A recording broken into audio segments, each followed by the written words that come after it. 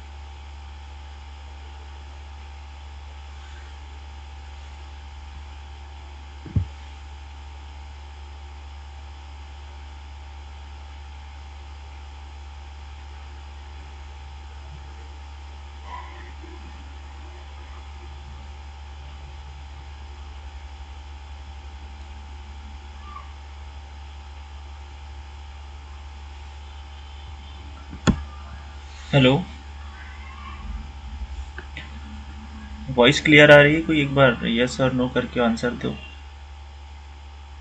Yes sir. Okay okay, thank you. तो आज का सेशन स्टार्ट करते हैं हम, बाकी जुड़ते रहेंगे बाकी लोग, है ना। हमने P Y Q session continue किया था, तो उसमें हमने यूनिट 2 को हमने पकड़ा था बेसिकली। तो उसमें हम कंटिन्यू 24, 23 और 22 के ऐसे क्वेश्चंस हम लोग सॉल्व करते जा रहे हैं। तो आज भी मैं उसी सीरीज़ का कुछ क्वेश्चन, एक तो पिछले यूनिट्स के बच गए थे। किसका माइक ऑन है भाई, ऑफ कर दो।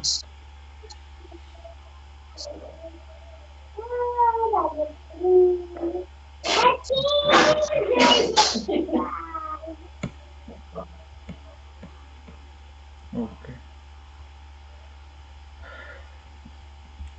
चलिए, तो उसी का मैं कंटिन्यू कर रहा हूँ। जो पिछला जो हमारा पी वाई क्यू था, पी वाई क्यू 2 वाला जो सेशन था, उसी को मैं कंटिन्यू कर रहा हूँ, क्योंकि उसमें कुछ क्वेश्चन छूटे हुए थे और कुछ क्वेश्चन नए हमने किए हैं। अभी तो हम फिलहाल एक एक और वीडियो आएगा जो यूनिट 2 से रिलेटेड होगा। उसके बाद जो हम बाकी यूनिट्स कवर करेंगे वो सारे आपके एनिमल फिजियोलॉजीज के होंगे और इकोलॉजी एवोल्यूशंस के होंगे। तो आप स्क्रीन शेयर्ड है क्या? कोई हाँ या ना करके बता दीजिए एक बार। स्क्रीन शेयर्ड है? Yes sir. ओके ओके, चलिए स्टार्ट करते हैं फिर। ये सेशंस आपके लिए बहुत इंपॉर्टेंट है। यहाँ आपको क्वेश्चंस कैसे सॉल्व करते हैं उसका बेसिक्स आपको बिल्कुल पता चलेगा, ठीक है। तो स्टार्ट करते हैं। पहले क्वेश्चन की ओर बढ़ें सीधे। तो ये जो यूनिट है आपका, पहले मैं बता दूं, ये यूनिट बहुत ही इंपॉर्टेंट यूनिट है, क्योंकि आप प्रीवियस ईयर के जितने भी आप क्वेश्चंस मैं दिखा रहा हूँ, आप लोग हमेशा देख रहे हैं कि हर एक वीडियो में मैं 10 से 12 क्वेश्चन लेके आ रहा हूँ। और ये 10 से 12 क्वेश्चन है वो दो मतलब एक ही जैसे सीजन में, जैसे जून या दिसंबर में हो रहा है तो जून का ही 2 शिफ्ट होता है, तो दोनों शिफ्ट मिला के 10-12 क्वेश्चन आ रहे हैं। तो ये बहुत इंपॉर्टेंट यूनिट हो जाता है उस हिसाब से। तो ये यूनिट का मैं आपको पूरा प्रिपरेशन करा दूंगा, जो जो क्वेश्चन आपके पिछले 8 से 10 सालों में पूछे गए हैं। तो ये जो है वो आपका 2023 का क्वेश्चन है, 2023 दिसंबर का क्वेश्चन पेपर का ये क्वेश्चन है, जिसमें से उस दिन मैं करा रहा था तो टाइम एक्स्ट्रा हो गया था, तो 3 क्वेश्चन बच गए थे। और बाकी जो इसके क्वेश्चन हम लोग करेंगे वो क्वेश्चन होंगे आपके 2022 के दिसंबर वाले मॉर्निंग शिफ्ट के क्वेश्चन। तो देखते हैं।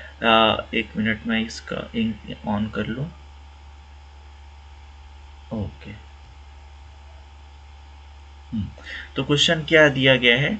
अ रिसर्चर प्लान्स, अरे एक मिनट, ये on क्यों नहीं हुआ?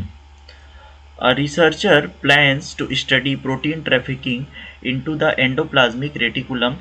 For this purpose, they plan different experimental conditions shown below. तो इसमें क्वेश्चन क्या बोल रहा है, एक बार मैं एक्सप्लेन कर दूं आपको। क्वेश्चन बेसिकली ये कह रहा है कि एक रिसर्चर है जो कि प्रोटीन ट्रैफिकिंग को स्टडी करना चाहता है एंडोप्लाज्मिक रेटिकुलम के ऊपर। तो उन्होंने कुछ एक्सपेरिमेंट किए और उसके कंडीशंस हमको नीचे दिए हुए हैं। इसमें से कौन सा कंडीशन है वो हमको ये वेरीफाई करके देगा कि ये एक्सपेरिमेंट में हमने जो किया उसमें ऐसे कौन से टेक्निक हम यूज़ करें जिससे हमको कंफर्म हो जाए कि मेम्ब्रेन जो प्रोटीन ट्रैफिकिंग है वो एंडोप्लाज्मिक रेटिकुलम में हुई है कि नहीं। ये एक रिसर्चर को प्लान करना है, तो उसके लिए कौन सा एक्सपेरिमेंट उसको परफॉर्म करना पड़ेगा। ये हमको 3 एक्सपेरिमेंट के तरीके दिए हुए हैं, इनमें से हमको करेक्ट एक्सपेरिमेंट को सिलेक्ट करना है। तो सबसे पहले तो आपको कुछ टर्म्स क्लियर होने चाहिए। ये देखिए, प्रोटीन ट्रैफिकिंग क्या होता है ये समझ लेते हैं। प्रोटीन ट्रैफिकिंग बेसिकली आप जानते होंगे, प्रोटीन का जो सिंथेसिस होता है वो 2 स्टेप्स में होता है, ट्रांसक्रिप्शन और ट्रांसलेशन। प्रोटीन क्या होती है, सबसे पहले हमारे न्यूक्लियस में डीएनए होता है, डीएनए से क्या बनता है हमारा एमआरएनए बनता है, जिस प्रोसेस को हम लोग ट्रांसक्रिप्शन के नाम से जानते हैं। और इसके बाद एमआरएनए से हमारा क्या बनता है, आपका प्रोटीन बनता है, जिसको हम लोग क्या बोलते हैं, ट्रांसलेशन का प्रोसेस बोलते हैं। और ये प्रोटीन जो बना है वो ये कहाँ बनता है, या तो ये बन सकता है आपके एक जगह पे, या तो बन सकता है ये एंडोप्लाज्मिक रेटिकुलम के अंदर में, जो कि रफ एंडोप्लाज्मिक रेटिकुलम होता है, जिसके सरफेस पे क्या होते हैं, राइबोसोम्स प्रेजेंट होते हैं, राइबोसोम्स प्रेजेंट होते हैं।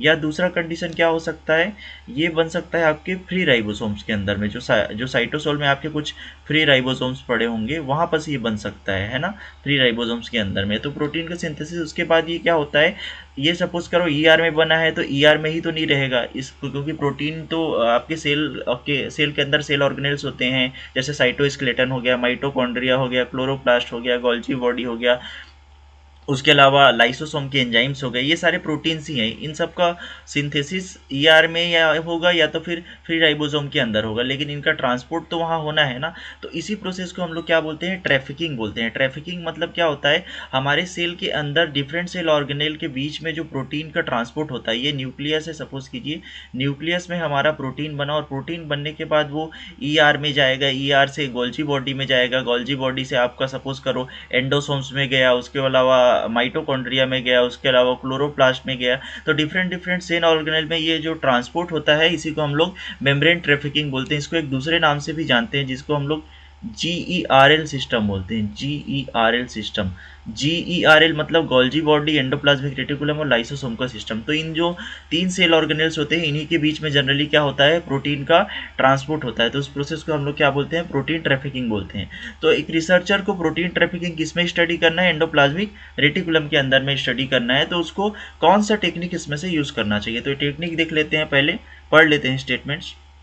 पहला स्टेटमेंट क्या बोल रहा है, the cytosol is mixed with mRNA. एक साइटोसोल है, साइटोसोल मतलब आप लोग जान रहे होंगे जो डीएनए के आउटर वाला पार्ट जिसमें आपके सेल ऑर्गेनेल्स प्रेजेंट होते हैं उसको हम लोग क्या बोलते हैं, साइटोसोल के नाम से जानते हैं। साइटोसोल इतना तो आपको क्लियर होगा। उसमें हमने क्या किया, एमआरएनए मिक्स कर दिया। तो हमें प्रोटीन सिंथेसिस के लिए एमआरएनए चाहिए, तो mRNA यहाँ पर प्रेजेंट है। और क्या हुआ, that includes for secreted protein, जो कि सीक्रेटेड प्रोटीन बनाता है। सीक्रेटेड प्रोटीन कहाँ पर बनता है, एंडोप्लाज्मिक रेटिकुलम पर बनता है ना। सीक्रेटेड प्रोटीन एंडोप्लाज्मिक रेटिकुलम पे ही बनेगा। तो सीक्रेटेड प्रोटीन को कोड करने वाला mRNA हमने साइटोसोल में डाल दिया। उसके बाद हमने क्या किया, वेस्टर्न ब्लॉटिंग टेक्निक की। वेस्टर्न ब्लॉटिंग एक बेसिकली ब्लॉटिंग टेक्निक है जो कि किसको डिटेक्ट करने के लिए यूज़ की जाती है, प्रोटीन के डिटेक्शन के लिए यूज़ की जाती है। ये ब्लॉटिंग टेक्निक बेसिकली क्या होता है, एक मॉलिक्यूलर सेल बायोलॉजी में एक टेक्निक है जिसमें हम क्या करते हैं, अगर हमको किसी भी सेल के अंदर या किसी भी फ्रैक्शन हम लोग लिए हैं उसके अंदर में प्रोटीन है या नहीं, जो हम जो रिक्वायर्ड प्रोटीन हम लोग जो आइडेंटिफाई करना चाहते हैं वो है या नहीं, उसको आइडेंटिफाई करने के लिए एक टेक्निक है वेस्टर्न ब्लॉटिंग जिसको बोलते हैं। फिर उसमें क्या किया, वेस्टर्न ब्लॉटिंग किया, followed by western blotting with antibodies against secreted protein. तो एंटीबॉडीज भी डाल रहे हैं। एंटीबॉडीज ऐसे एंटीबॉडीज जो कि हम पर्टिकुलर जो प्रोटीन सीक्रेटरी प्रोटीन है उससे जाके क्या करेगा, बाइंड करेगा, और इसी बाइंडिंग के बेस पे हमारा क्या होगा, वेस्टर्न ब्लॉटिंग उस प्रोटीन को आइडेंटिफाई कर सकता है। तो ये टेक्निक्स बेसिकली यूज़ किया गया है। तो इसमें सबसे पहले क्या क्या चीज़ें हमको चाहिए होती है प्रोटीन सिंथेसिस के लिए, हमको राइबोसोम चाहिए होते हैं, माइक्रोसोम चाहिए होते हैं। तो इसमें हमको कहीं भी माइक्रोसोम्स और राइबोसोम्स नहीं दिख पा रहे हैं। तो यहाँ पे mRNA हमने डाल दिया, बाकी सारी चीज़ें हमने डाल दी, लेकिन यहाँ पे राइबोसोम्स ही हमको दिखाई नहीं दे रहे हैं। तो इसका प्रोटीन सिंथेसिस ही नहीं होगा, इसका mRNA उसी फॉर्म में पड़ा रहेगा। इसको ट्रांसक्रिप्शन होने के लिए इसको क्या चाहिए, राइबोसोम्स चाहिए या माइक्रोसोम्स चाहिए, वो यहाँ पे एब्सेंट है। तो वो यहाँ पे है नहीं, तो उसके बिना ये हो नहीं सकता। तो यहाँ पे रिसर्चर को कैसे पता चलेगा कि एंडोप्लाज्मिक रेटिकुलम में प्रोटीन पहुँचा ही नहीं, क्योंकि यहाँ तो प्रोटीन बना ही नहीं है। तो ये तो आंसर नहीं होगा आपका। नेक्स्ट देखते हैं, स्टेटमेंट बी बोल रहा है the cytosol is mixed with mRNA। इस बार mRNA डाले हैं, that codes for secreted protein, ये तो सेम स्टेटमेंट हो गया। और रफ माइक्रोसोम भी डाले हैं, यहाँ पर जो नीड थी वो फुलफिल हो गई। तो माइक्रोसोम अब क्या कर देगी, अब प्रोटीन बना देगी। अब क्या बन गया, हमारे पास प्रोटीन बन चुका है। ठीक है, अब क्या किया उसके बाद, followed by western blotting with antibodies against secreted protein. तो यहाँ पे सेम स्टेप उसके बाद किया गया है, वेस्टर्न ब्लॉटिंग किया गया है। ठीक है, तो यहाँ पे वेस्टर्न ब्लॉटिंग किया गया। तो जो माइक्रोसोम्स है वो तो प्रोटीन बना दिए, और इस प्रोटीन से जाकर एंटीबॉडीज अटैच्ड हो गए। तो अगर हम इसका वेस्टर्न ब्लॉटिंग करें तो प्रोटीन का डिटेक्शन तो होगा, लेकिन प्रोटीन का डिटेक्शन तब भी होगा जब वो एंडोप्लाज्मिक रेटिकुलम के अंदर एंटर करती है, तब भी प्रोटीन डिटेक्ट होगा। और एंडोप्लाज्मिक रेटिकुलम के बाहर अगर कुछ प्रोटीन बची हुई है तब भी उसका डिटेक्शन हो जाएगा। क्यों, क्योंकि इस कंडीशन में बाहर हो प्रोटीन या अंदर हो प्रोटीन, दोनों कंडीशन में उससे जाके एंटीबॉडी बाइंड कर सकते हैं और उसका डिटेक्शन वेस्टर्न ब्लॉटिंग में हो सकता है। तो ये भी हमको क्लियर इंडिकेशन नहीं दे रहा है कि एंडोप्लाज्मिक रेटिकुलम के अंदर प्रोटीन गया है। हमको ये आइडेंटिफाई करना है कि प्रोटीन एंडोप्लाज्मिक रेटिकुलम के अंदर ही प्रेजेंट है, बाहर प्रेजेंट है उससे कोई मतलब नहीं है। तो अगर इसमें बाहर भी प्रोटीन हो सकते हैं, कुछ प्रोटीन अंदर हो सकते हैं, कुछ बाहर हो सकते हैं, तो इससे क्लियर ये नहीं हो पा रहा है कि एंडोप्लाज्मिक रेटिकुलम के अंदर गया है, क्योंकि जो प्रोटीन डिटेक्ट कर रहे हैं वो बाहर वाला प्रोटीन हो सकता है ना। तो अब क्या किया, अगले एक्सपेरिमेंट में क्या किया गया, साइटोसोल में मिक्स किया गया mRNA, उसके बाद जो कि सीक्रेटेड प्रोटीन को कोड करता था, उसके बाद रफ माइक्रोसोम में उसमें डाला गया, फिर प्रोटीएज का ट्रीटमेंट दिया गया, उसके बाद उसका वेस्टर्न ब्लॉटिंग किया गया, एंटीबॉडीज उसमें डाली गई। तो ये सारे प्रोसेस करने का मतलब क्या हुआ देखते हैं। सबसे पहले mRNA डाला गया। mRNA में जब माइक्रोसोम्स डाले, माइक्रोसोम्स या राइबोसोम उसी को बोलते हैं हम लोग, माइक्रोसोम जैसे ही हम लोग डाले तो क्या बन जाएगा हमारा, वहाँ पे प्रोटीन बन गया। अब प्रोटीन क्या करेगा, ट्रैफिकिंग के थ्रू क्या करेगा, मूव करेगा, तो उसको एंडोप्लाज्मिक रेटिकुलम में आना है। तो एंडोप्लाज्मिक रेटिकुलम में आना है तो उसके पास एक सीक्वेंस होना चाहिए, केडेल सीक्वेंस जिसको बोलते हैं, जो कि रेट्रोग्रेड ट्रांसपोर्ट में यूज़ होता है। केडेल सीक्वेंस से बेसिकली अमाइनो एसिड्स के नाम हैं, K lysine, D aspartic acid, glutamic acid, लाई और ल्यूसिन, ऐसे टाइप के अलग अलग अमाइनो एसिड के नाम है। तो ये सीक्वेंस अगर किसी भी प्रोटीन के पास होगा तो वो फिर से कहाँ पे आ जाता है, एंडोप्लाज्मिक रेटिकुलम पे वो फिर से आ जाता है। तो एंडोप्लाज्मिक रेटिकुलम पे वो प्रोटीन एंटर किया या नहीं किया, उसके लिए क्या किया गया, प्रोटीन तो बन गया, उसके बाद क्या किया गया, इसमें प्रोटीएज का ट्रीटमेंट दिया गया। प्रोटीएज का ट्रीटमेंट, प्रोटीएज एक एंजाइम है, आप लोग को पता होगा, जो कि क्या करता है, प्रोटीन को डाइजेस्ट करने के काम आता है। अगर प्रोटीन होगा बाहर में पड़ा होगा तो उसको डाइजेस्ट कर देगा। उसके बाद क्या किया गया, वेस्टर्न ब्लॉटिंग किया गया, एंटीबॉडीज को उसमें डाल के, जो कि क्या करती हैं, सीक्रेटेड प्रोटीन से बाइंड करती हैं। तो अब सपोज कीजिए कोई प्रोटीन है, अगर उसका एंडोप्लाज्मिक रेटिकुलम के अंदर एंट्री हो गया है, तो एंडोप्लाज्मिक रेटिकुलम के अंदर एंट्री हो गया है, ये ईआर है, सपोज करो ईआर के अंदर ये प्रोटीन चला गया है, और ये ईआर का बाहर है, बाहर में भी अगर सपोज करो कुछ प्रोटीन बचा हुआ है, तो हमने प्रोटीएज का ट्रीटमेंट दिया, तो प्रोटीएज का ट्रीटमेंट क्या होगा, इस बाहर वाले प्रोटीन को डाइजेस्ट कर देगा, लेकिन वो एंडोप्लाज्मिक रेटिकुलम के अंदर एंटर नहीं कर सकता। प्रोटीएज का इम्पैक्ट क्या होगा, बाहर ही होगा, वो एंडोप्लाज्मिक रेटिकुलम के अंदर एंटर नहीं कर सकता। तो जो अंदर प्रोटीन प्रेजेंट है वो अभी भी प्रेजेंट रहेगा, और जब हम इसका वेस्टर्न ब्लॉटिंग करेंगे तो ये हमें एक बैंड के रूप में दिखाई देगा। तो इससे क्लियर हो जाएगा कि जो प्रोटीन प्रेजेंट है वो ईआर के अंदर ही प्रेजेंट है, क्योंकि अगर जो कोई प्रोटीन बाहर रहता तो उसको हमने प्रोटीएज का ट्रीटमेंट देके हमने क्या कर दिया, उसको डाइजेस्ट कर दिया, तो उसका वेस्टर्न ब्लॉटिंग में दिखना पॉसिबल नहीं है। तो जो हमें वेस्टर्न ब्लॉटिंग में हमको दिखाई दे रहा है वो क्या है हमारा, वो हमारा है एंडोप्लाज्मिक रेटिकुलम के अंदर जो प्रेजेंट प्रोटीन है वो। तो इससे रिसर्चर को ये क्लियर हो गया। तो इसका आंसर आपका क्या हो जाएगा, सी आंसर हो जाएगा, मतलब ऑप्शन नंबर ये 3 इसका करेक्ट आंसर हो जाएगा, सी ओनली।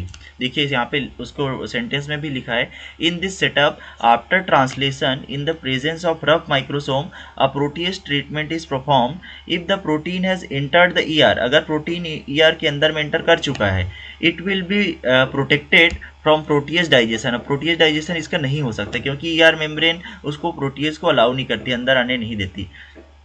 और जब वेस्टर्न ब्लॉटिंग करेंगे तो बैंड हमें अभी भी दिखाई देगा वेस्टर्न ब्लॉटिंग में, क्योंकि बाहर का तो डाइजेस्ट हो गया है, और अगर प्रोटीन एंटर किया है तो वो प्रोटीन हमको दिखाई देगा। तो इससे क्लियर पता चल जाता है कि प्रोटीन ट्रैफिकिंग में जो प्रोटीन हम लोग सीक्रेटेड प्रोटीन जो हमका mRNA डाले थे वो ईआर में एंटर कर चुका है। तो इससे ये क्लियर हो जा रहा है। तो ये इसका ऑप्शन नंबर सी करेक्ट हो जाएगा। ठीक है, तो एक मिनट नेक्स्ट स्लाइड की ओर मूव करते हैं। ये देखिए प्रोटीन ट्रैफिकिंग का यहाँ पे कंसेप्ट आपको दिखाई दे रहा है। प्रोटीन ट्रैफिकिंग क्या होता है, प्रोटीन ट्रैफिकिंग में देखिए सबसे पहले ये सिग्नल पेप्टाइडेज है, ये राइबोसोम्स पे आके ये बाइंड किया हुआ है।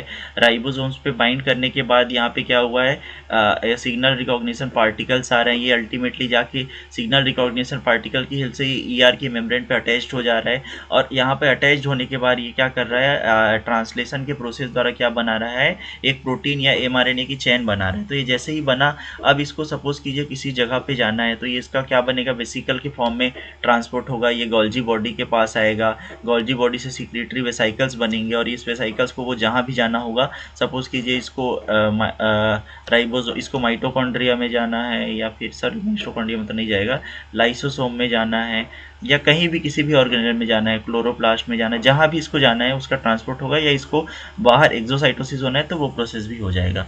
तो ये प्रोसेस को हम लोग क्या बोलते हैं, मेटाबोलाइट ट्रैफिकिंग या फिर मेम्ब्रेन ट्रैफिकिंग के नाम से जानते हैं। ठीक है, नेक्स्ट स्लाइड की ओर मूव करें। एक मिनट, नेक्स्ट स्लाइड की ओर मूव करें। तो यहाँ पे आप देख सकते हैं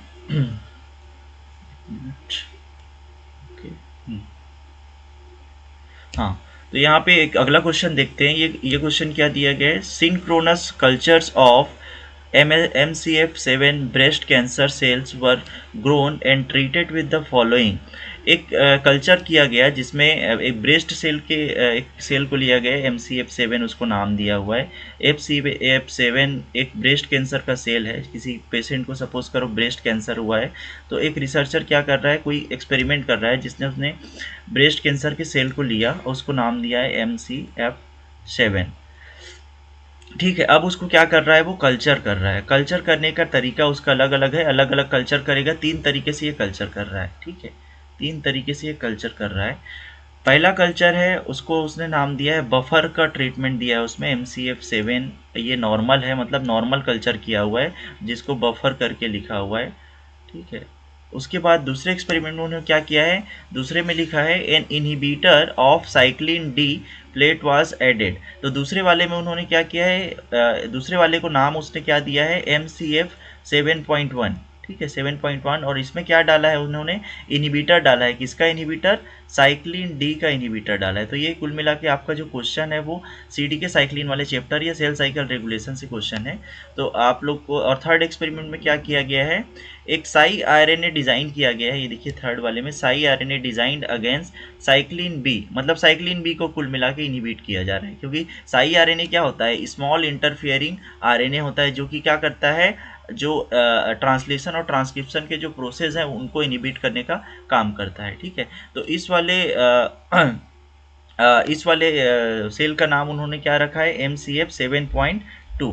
ठीक है, और इन्होंने क्या किसको इनहिबिट किया यहाँ पे, साइक्लिन B1 को इनहिबिट किया है। तो आपको अब क्या बताना है, इसमें कुछ ग्राफ्स दिए हुए हैं उससे रिलेटेड। उसमें एक साइड में आपको एक्स एक्सिस पे डीएनए का कंटेंट दिखाई दे रहा है और वाई एक्सिस पे सेल के नंबर दिखाई दे रहे हैं। ठीक है, यहाँ पे आपको टोटल में 4 ग्राफ दिए हुए हैं, A, B और C और D करके।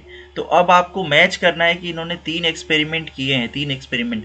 तो 3 एक्सपेरिमेंट में कौन सा ग्राफ पहले एक्सपेरिमेंट का है, कौन सा ग्राफ दूसरे एक्सपेरिमेंट का है और कौन सा ग्राफ तीसरे एक्सपेरिमेंट पे। तो आपको यहाँ पे बेसिक नॉलेज होना चाहिए साइक्लिन CDK कॉम्प्लेक्स के बारे में। तो CDK साइक्लिन्स क्या होते हैं आपको मैंने पहले भी लेक्चर्स में बताया, एक बार और थोड़ा सा एक्सप्लेन कर दूँ। ज़्यादा तो डीप में नहीं जाऊँगा क्योंकि बहुत बड़ा फिर आपका क्लास लेंथी हो जाता है। साइक्लिन CDK ये सेल साइकिल को रेगुलेट करने वाले 2 रेगुलेटरी प्रोटीन्स हैं, जिसमें से आपका जो साइक्लिन है वो रेगुलेटरी प्रोटीन होता है और CDK होता है वो काइनेज प्रोटीन होता है। काइनेज ऐसे प्रोटीन को बोलते हैं जो कि क्या कर सकता है, किसी भी प्रोटीन पे फॉस्फेट लगा सकता है, फॉस्फेट लगा के उसको इनहिबिट कर सकता है या एक्टिवेट कर सकता है, उसकी एक्टिविटी को रेगुलेट कर सकता है। तो ये एक्टिविटी होती है किसके पास, साइक्लिन डिपेंडेंट काइनेस या CDK जिसको हम शॉर्ट में बोलते हैं उसके पास। और ये किसके कंट्रोल में होता है, साइक्लिन के कंट्रोल में होता है। अगर साइक्लिन इससे बाइंडेड रहेगा तो CDK एक्टिव रहेगा, अगर साइक्लिन इससे अलग हो जाएगा तो CDK इनएक्टिव हो जाएगा। इनको काम करने के लिए दोनों को साथ में होना बहुत ज़रूरी है। तो साइक्लिन रेगुलेटरी प्रोटीन है और CDK क्या है, कैटालिटिक प्रोटीन है जो कि एक्टिविटी परफॉर्म करता है। और ये क्या करते हैं, डिफरेंट प्रोटीन्स पे फॉस्फेट लगा के क्या करते हैं, उनकी एक्टिविटी को कंट्रोल करते हैं और सेल साइकिल के प्रोग्रेशन को भी इसी तरह ये रेगुलेट करने का काम करते हैं। तो इन्होंने 3 एक्सपेरिमेंट किए, जिसमें पहला था उनको नॉर्मल रखा ब्रेस्ट कैंसर के सेल को, ये कंटिन्यू डिवाइड करेंगी।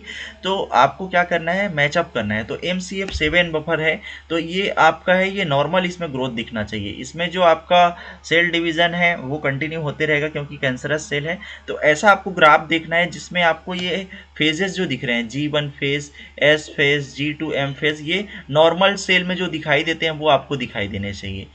तो आप लोग इसमें देखेंगे तो यहाँ पे एक में G2M फेज बहुत बढ़ा हुआ है तो ये थोड़ा एबनॉर्मल दिख रहा है, यहाँ पर भी एबनॉर्मल दिख रहा है, यहाँ पे G1 और G2M दोनों बराबर दिख रहे हैं तो ये भी थोड़ा एबनॉर्मल दिख रहा है। मोस्ट प्रोबेबल इसका जो पहला वाला एक्सपेरिमेंट है उसका ग्राफ आपका क्या हो सकता है, B वाला हो सकता है, लेकिन अभी तक हम कंफर्म नहीं है क्योंकि C वाले में भी चांसेस है होने के। D और A तो नहीं होगा, ये तो कंफर्म हो गया क्योंकि ऐसा एबनॉर्मल पीक दिखाई नहीं देगा आपको क्योंकि सेल ग्रोथ कंटिन्यू हो रहा है। तो यहाँ पे G1 वाले S फेज आ रहे हैं, S फेज से G2M फेज जा रहे हैं, तो सेल के नंबर हैं वो नॉर्मल टाइप के हमको दिखाई देने चाहिए, है ना। तो ये आपको क्योंकि G1 फेज G2 फेज इसका ड्यूरेशन के बेसिस पे भी ये नंबर दिखाई देगा आपको। तो अभी मान के चल रहे हैं कि जो पहला एक्सपेरिमेंट किया जो MCF7 है उसका आंसर क्या होना चाहिए, B वाला ग्राफ होना चाहिए।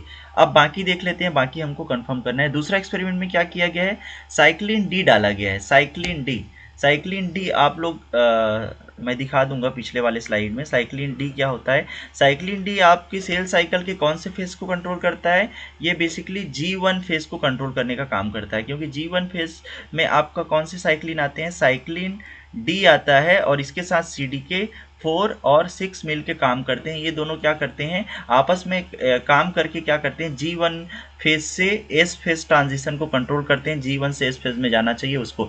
लेकिन दूसरे एक्सपेरिमेंट में क्या किया गया है, साइक्लिन डी को यहाँ पे इनहिबिट कर दिया गया है, मतलब साइक्लिन डी एक्टिव नहीं है। तो साइक्लिन डी अगर एक्टिव नहीं है तो CDK अपनी एक्टिविटी नहीं कर पाएगा और हमको सबसे ज़्यादा सेल्स कहाँ दिखाई देंगे, G1 फेज में सबसे ज़्यादा सेल दिखाई देंगे। तो ऐसा ग्राफ देखिए जिसमें सबसे ज़्यादा DNA कंटेंट या सेल के नंबर।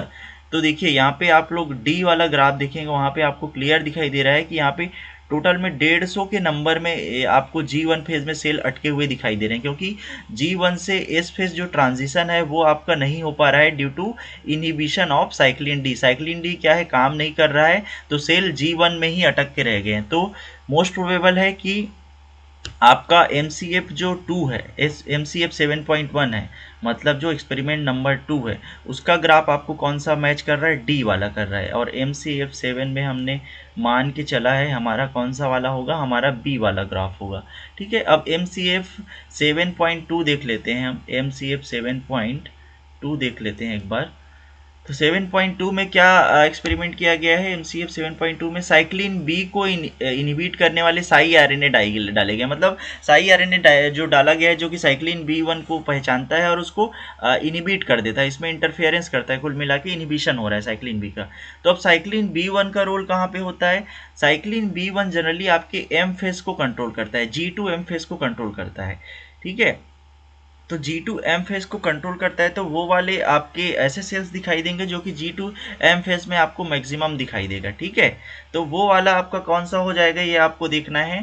तो आप लोग यहाँ पे ऑप्शन से एक बार मैच कर लीजिए। हमारा क्या हो रहा है? आपका MCF 7.1 का क्या आना चाहिए? डी आना चाहिए। हमारे दो ऑप्शंस में है, तो ये बाकी जो जिसमें ए है उसको तो आप कैंसिल कर सकते हैं, ये ऑप्शन आपके कैंसिल हो गए। MCF 7.1 का डी आना चाहिए, ये हमारा ऑप्शन नंबर 1 में है और ऑप्शन नंबर 3 में है। अब MCF 7.2 का ए होना चाहिए, तो ये तो ए दोनों में ही है। MCF 7.2 का ए होना चाहिए, ए वाला। मैंने बोला ना, क्योंकि साइक्लिन भी अगर इनहिबिटेड है तो सबसे ज़्यादा सेल कहाँ पे दिखाई देंगे आपको? G2M में दिखाई देंगे, तो इसका क्या हो जाएगा? ए हो जाएगा। तो अब ऑप्शन आप मैच कर लीजिए, BDA मतलब 7 का होना चाहिए बी, 7 का होना चाहिए बी, MCF 7.1 का होना चाहिए डी और 7.2 का होना चाहिए ए।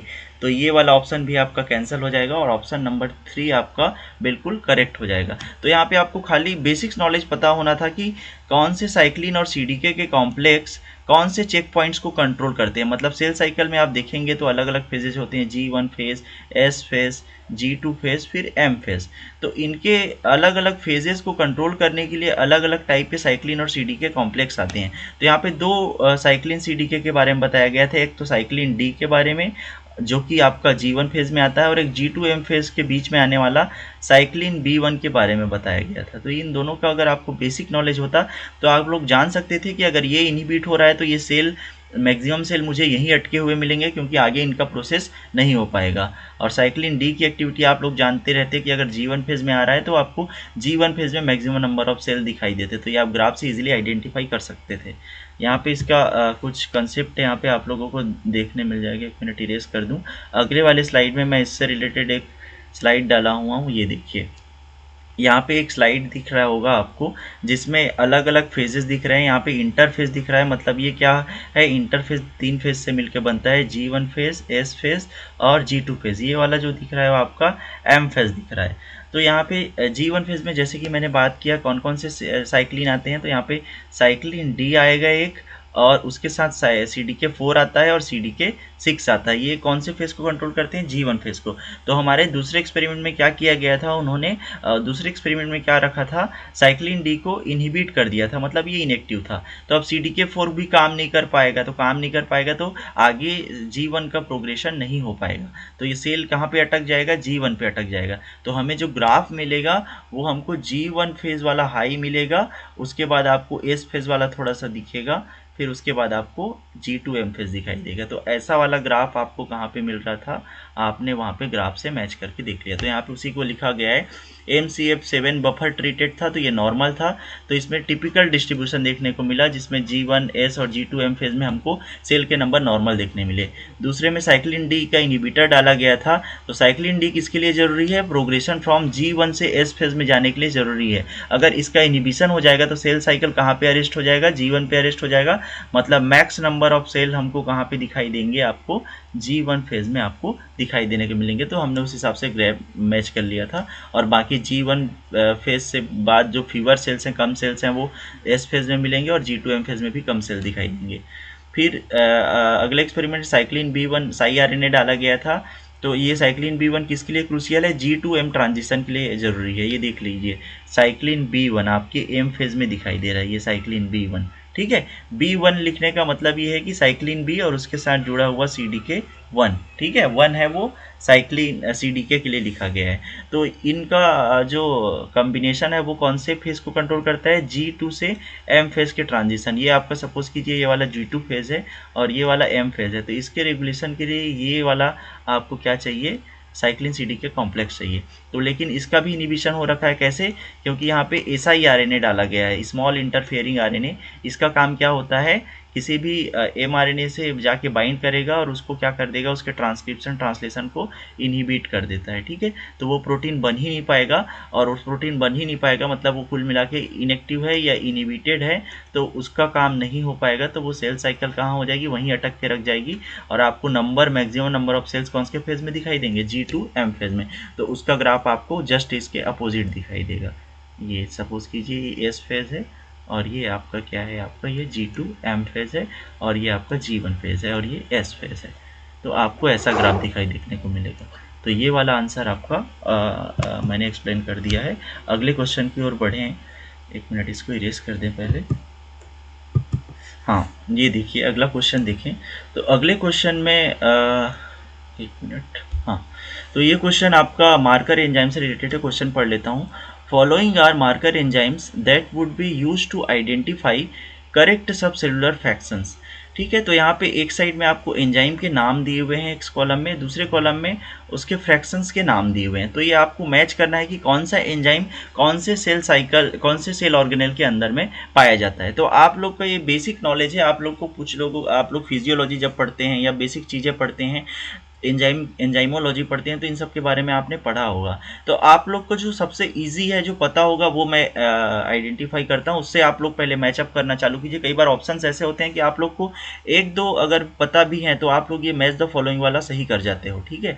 तो आप लोग कैटालेज जरूर सुने होंगे। कैटालेज, कैटालेज क्या करता है, ये कैटालिटिक एक्टिविटी करता है, जो कि कहाँ पे मिलता है आपको, पर ऑक्सीसोम के अंदर में मिलता है। पर ऑक्सीसोम बेसिकली डिटॉक्सिफिकेशन का काम करता है। यहाँ पे एक हाइड्रोजन परऑक्साइड पाया जाता है H2O2, जो कि टॉक्सिक होता है। इसका डिटॉक्सिफिकेशन करने के लिए यहाँ पे कैटालेज एंजाइम पाया जाता है, कैटालेज एंजाइम, जिसका काम क्या होता है, डिटॉक्सिफिकेशन करना। डिटॉक्सिफिकेशन करना मतलब जहरीले चीज़ों को क्या करता है, ये कम जहरीले चीज़ें में कन्वर्ट करता है।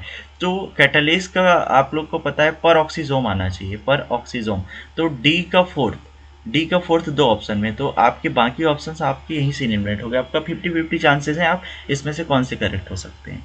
अब आप लोग और देखिए, कुछ आप लोग जो पहचान सकते हैं, जैसे एसिड फॉस्फेटेज की कहानी, एसिड वाली बात आ रही है। एसिड, तो आप लोगों ने लाइसोसोम को सुना होगा। लाइसोसोम को हम लोग क्या बोलते हैं, सुसाइडल बैग बोलते हैं। तो उसके अंदर में बहुत सारे एंजाइम्स होते हैं जो कि क्या करते हैं, डाइजेस्ट करने के काम करते हैं। तो एसिड फॉस्फेटेज भी कहाँ पाया जाता है, आपके लाइसोसोम में पाया जाता है। तो बी का फर्स्ट, तो बी का फर्स्ट ये आपका कंफर्म हो गया। बी का फर्स्ट बी का फर्स्ट देख लेते हैं किस ऑप्शन में है। इन दोनों में हमको देखना है। बी का फर्स्ट इसमें है, इसमें बी का 2 दिया हुआ है, तो ये ऑप्शन आपका गलत हो जाएगा। ऑप्शन नंबर 3 यहीं से करेक्ट हो गया। आपको दो खाली एंजाइम के बारे में पता है और आपने इस आंसर को सही कर लिया, तो इसलिए इसमें बहुत ज़्यादा नॉलेज की ज़रूरत नहीं है। आप लोग अगर 2-3 एंजाइम के बारे में भी आपको नॉलेज होता तो आप बाकी पता लगा सकते थे। इसके अलावा बाकी मैचअप कर लेते हैं। ए का 3 लैक्टेट डिहाइड्रोजिनेस, ये साइटोसोल में मिलने वाला है। साइटोसोल में क्यों, क्योंकि लैक्टेट डिहाइड्रोजिनेस आपने पढ़ा होगा जब आप लोग ग्लाइकोलिसिस पढ़ते हैं। तो ग्लाइकोलिसिस में क्या होता है, ग्लूकोज से क्या बनता है, पायरुविक एसिड बनता है।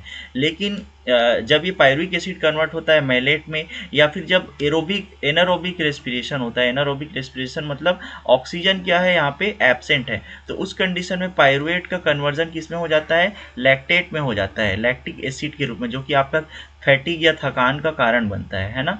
तो इस कंडीशन में जो कन्वर्ट करने वाला एंजाइम है वही क्या होता है, आपका लैक्टेट डिहाइड्रोजिनेज होता है। तो ग्लाइकोलिसिस कहाँ होता है आपका, ग्लाइकोलिसिस का प्रोसेस आपका साइटोसोल में होता है। ग्लाइकोलिसिस आपका साइटोसोल में होता है, तो इसलिए एंजाइम भी कहाँ मिलेगा, साइटोसोल में मिलेगा। तो ये ए वाला भी इजी दिया हुआ था। अब बचा सी वाला ग्लूकोज 6 फॉस्फेट, तो ये माइक्रोसोम्स में मिलता है, ठीक है। तो ये आप देख सकते हैं यहाँ एक्सप्लेनेशन दिया हुआ है। लैक्टेट डिहाइड्रोजिनेज मार्कर एंजाइम है, साइटोसोल में मिलता है।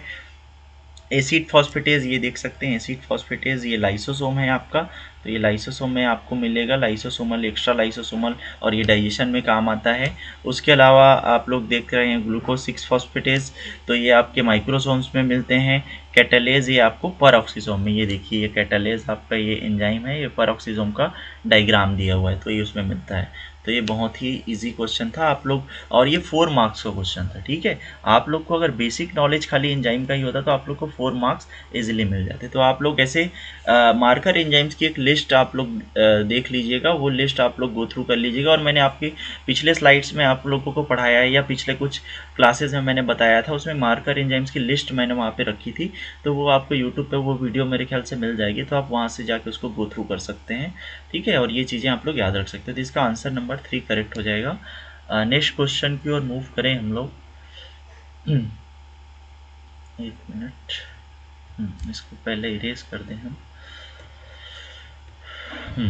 ये नेक्स्ट क्वेश्चन की ओर बढ़े, तो ये आपका 2 मार्क्स का क्वेश्चन है, ये जल्दी कंप्लीट हो जाएगी। यहाँ पे भी आपको बेसिक सी सेल बायोलॉजी का क्वेश्चन है। ये क्वेश्चन क्या बोल रहा है, a few organelles that are present in eukaryotic cell are mentioned below, which one of the following options represent organelles that are not membrane bound। तो यहाँ पे आपको कुछ सेल ऑर्गेनेल के नाम दिए हुए हैं, ठीक है, जो कि एनिमल सेल में आपको यूकैरियोटिक सेल्स के अंदर देखने को मिल जाते हैं। तो इसमें ये पूछा गया है कि कौन से ऐसा सेल ऑर्गेनेल है जो कि मेम्ब्रेन बाउंड नहीं होता। मेम्ब्रेन बाउंड आप लोग जान रहे होंगे, सेल ऑर्गेनेल 2 टाइप के हो सकते हैं। सेल ऑर्गेनेल जो होते हैं वो 2 तरीके के हो सकते हैं, या तो मेम्ब्रेन से बाउंडेड हो सकते हैं, या तो मेम्ब्रेन फ्री हो सकते हैं, मतलब मेम्ब्रेन नॉन बाउंडेड होते हैं, नॉन बाउंडेड होते हैं, मतलब इनके चारों ओर मेम्ब्रेन नहीं पाया जाता। और कुछ के चारों ओर, मैक्सिमम जो होते हैं वो मेम्ब्रेन बाउंडेड होते हैं, लेकिन कुछ होते हैं मेम्ब्रेन नॉन बाउंडेड होते हैं, ठीक है। तो इसमें वही हमको आइडेंटिफाई करना है कि कौन सा सेल ऑर्गेनेल है जिसके चारों ओर मेम्ब्रेन नहीं पाया जाता। तो पहले ऑप्शन देख लेते हैं, सेंट्रोसोम, परऑक्सीसोम, न्यूक्लियोलस और एंडोसोम्स की कहानी। तो आपका सेंट्रोसोम जानते हैं, सेंट्रोसोम क्या होता है, सेल डिवीजन के टाइम ये आपका क्या करता है, माइक्रोट्यूब्यूल अराइजिंग सेंटर होता है, जहाँ से आपके माइक्रोट्यूब्यूल्स या स्पिंडल फाइबर्स बनते हैं, और स्पिंडल फाइबर्स पोर्स से निकल कर क्या करते हैं, मेटाफेज में जो क्रोमोसोम्स होते हैं उसके काइनेटोकोर से जाके अटैच होते हैं, और सेल डिवीजन के टाइम जो क्रोमेटिड्स हैं उनका सेग्रीगेशन में हेल्प करते हैं। तो ये है, इनके चारों ओर कोई मेम्ब्रेन नहीं पाई जाती। ये देखिए यहाँ पे आपको एक सेंट्रोसोम का स्ट्रक्चर दिखाया गया है, जिसमें ये आप लोग को अरेंजमेंट दिख रहा होगा। तो इसके चारों ओर कोई स्पेशल मेम्ब्रेन नहीं होती, तो ये मेम्ब्रेन बाउंडेड ऑर्गेनेल्स नहीं होते हैं। तो ये आपका एक आंसर हो जाएगा। ये तो पहला तो ये करेक्ट हो गया। और देखते हैं परऑक्सीसोम। परऑक्सीसोम के अंदर अभी आपने देखा कि वहाँ पे कैटालेज एंजाइम पाया जा रहा था, ये देखिए कैटालेज एंजाइम पाया जा रहा था, और इसके चारों ओर एक मेम्ब्रेन भी मिल रही है। देखिए लिपिड की बाई लेयर मेम्ब्रेन आपको दिखाई मिल रही। तो ये तो मेम्ब्रेन बाउंड हो गया, तो ये तो इसका आंसर नहीं हो सकता, तो ये बी वाला तो आपका यहीं से कैंसिल हो जाता है। न्यूक्लियोलस की बात करेंगे, आप लोग को ध्यान से पढ़ना है, न्यूक्लियस और न्यूक्लियोलस। न्यूक्लियस के चारों ओर तो न्यूक्लियर मेम्ब्रेन पाया जाता है। ये देखिए ये वाला आपका क्या है, ये वाला आपका न्यूक्लियोलस है, न्यूक्लियोलस है। और उसके ये ग्रीन वाला दिख रहा है वो आपका क्या है, न्यूक्लियस है, ठीक है। और इसके चारों ओर जो मेम्ब्रेन दिख रही है वो न्यूक्लियर मेम्ब्रेन है। तो न्यूक्लियस के चारों ओर तो मेम्ब्रेन पाया जाता है, मतलब न्यूक्लियर आपका क्या है, न्यूक्लियस मेम्ब्रेन बाउंड होता है। लेकिन न्यूक्लियोलस उसके अंदर में मिलता है, जिसका काम बेसिकली क्या होता है, आरएनए का फॉर्मेशन हो गया, या राइबोसोम की असेंबली हो गई। इन सब काम को जो करता है वो आपका कहाँ करता है, वो न्यूक्लियोलस के अंदर में ही होता है। तो इनके अंदर में इसके न्यूक्लियोलस के चारों कोई भी स्पेशल टाइप का मेम्ब्रेन देखने को हमको नहीं मिलता। तो ये भी आपका मेम्ब्रेन बाउंड नहीं है, तो ये वाला आंसर हो जाएगा। और देख लेते हैं एंडोसोम्स। एंडोसोम्स बेसिकली आपके प्रोटीन ट्रैफिकिंग में इन्वॉल्व होते हैं, जो कि कोटेड वेसाइकल्स होते हैं। तो वेसाइकल्स हैं, तो वेसाइकल कैसे बनता है, ये सपोज करो ये मेम्ब्रेन है, और वेसाइकल बनना है तो क्या होगा, ये मेम्ब्रेन ऐसा फोल्ड होगा और ये वेसाइकल बनाएगा। तो वेसाइकल ही जाके किससे फ्यूज़ होता है, एक लाइसोसोम से फ्यूज़ होता है, जो कि एंडोलाइसोसोम या फेगोसोम्स बनाते हैं। तो इनके चारों ओर ऑटोमेटिकली क्या है, एक मेम्ब्रेन प्रेजेंट होती है। तो ये भी आपका मेम्ब्रेन बाउंड ये आपका मेम्ब्रेन बाउंड सेल ऑर्गेनेल होगा। तो आपको मेम्ब्रेन किसमें नहीं पाया जाता, कौन मेम्ब्रेन बाउंड नहीं है, ये पूछा गया था। तो आपका ए और सी है वो आपका करेक्ट आंसर हो जाएगा। यहाँ पे आप लोग न्यूक्लियोलस देख सकते हैं, इसके चारों ओर कोई भी आपको मेम्ब्रेन नहीं दिखाई दे रही। यहाँ पे आप सेंट्रोसोम देख सकते हैं, यहाँ भी आपको कोई मेम्ब्रेन दिखाई नहीं दे रही। तो इसका ए और सी ऑप्शन करेक्ट हो जाएगा। तो यहाँ पे आपको 2 मार्क्स इजीली मिल जाते हैं, आपको अगर बेसिक्स नॉलेज होता तो, ठीक है। ठीक है, तो आगे क्वेश्चन की ओर बढ़े हम। नेक्स्ट क्वेश्चन की, और ये देखिए उसी का एक्सप्लेनेशन यहाँ पे दिया हुआ है। सेंट्रोसोम क्या है, मेम्ब्रेन बाउंडेड नहीं होते, ये कहाँ पे काम करते हैं, organize microtubule for cell division के समय ये काम आते हैं। परऑक्सीसोम की बात करें तो मेम्ब्रेन बाउंड होते हैं, जो कि डिटॉक्सिफिकेशन में काम आते हैं और फैटी एसिड के मेटाबॉलिज्म में भी इनका रोल होता है। न्यूक्लियोलस भी मेम्ब्रेन बाउंड नहीं होता, इसका काम क्या होता है, आरआरएनए की सिंथेसिस करना, और राइबोसोम की असेंबली में इसका यूज होता है। एंडोसोम मेम्ब्रेन बाउंड होता है और एंडोसाइटोसिस और मेम्ब्रेन की ट्रैफिकिंग में यूज होता है। ठीक है, नेक्स्ट स्लाइड की ओर बढ़ें। अगला क्वेश्चन हम लोग देखते हैं। अगला क्वेश्चन क्या बोला गया है, individual chromosomes are clearly seen during which phase of the cell cycle. तो यहाँ पे आपको सेल साइकिल के डिफरेंट फेजेस दिए गए हैं, उसमें से आपको ये बताना है कि इंडिविजुअल क्रोमोसोम को अगर आपको देखना है तो आप कौन से फेज ऑफ सेल साइकिल में क्लियरली देख सकते हैं। यहाँ पे आपको 4 ऑप्शन दिए हुए हैं। सबसे शुरू में सेल साइकिल बता दूँ, बेसिक सेल साइकिल में क्या होता है। सेल साइकिल आपके 2 फेज से मिलकर बना होता है। एक तो आपका होता है इंटरफेज, जो कि मैक्सिमम पोर्शन को उसका लेता है, इंटरफेज बोलते हैं, इंटरफेज।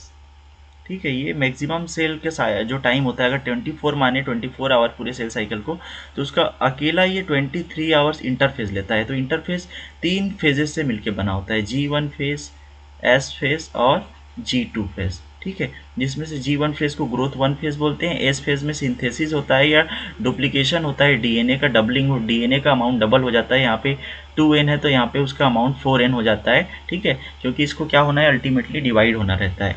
अब G2 फेज में उसका और प्रॉपर ग्रोथ होता है और कुछ कंडीशन जो कि M फेज में जाने के लिए ज़रूरी होती है, ऐसे प्रोटीन का सिंथेसिस होता है। उसके बाद शॉर्ट पीरियड ऑफ टाइम के लिए क्या आता है, आपका M फेज आता है। ठीक है, एम फेज क्या होता है, माइटोटिक और मियोसिस फेज कहलाता है, जिसमें आपके डिफरेंस फेजेज आते हैं। जैसे आप लोग जानते होंगे पी मैट के नाम से हम लोग जिसको जानते हैं, जो कि पी फॉर होता है प्रोफेज, एम फॉर होता है आपका मेटाफेज, है ना, ए फॉर होता है आपका एनाफेज, और टी फॉर होता है आपका टीलोफेज। तो यहाँ पे एक सेल साइकिल का पूरा प्रोसीजर यहाँ पे मैंने एक्सप्लेन कर दिया।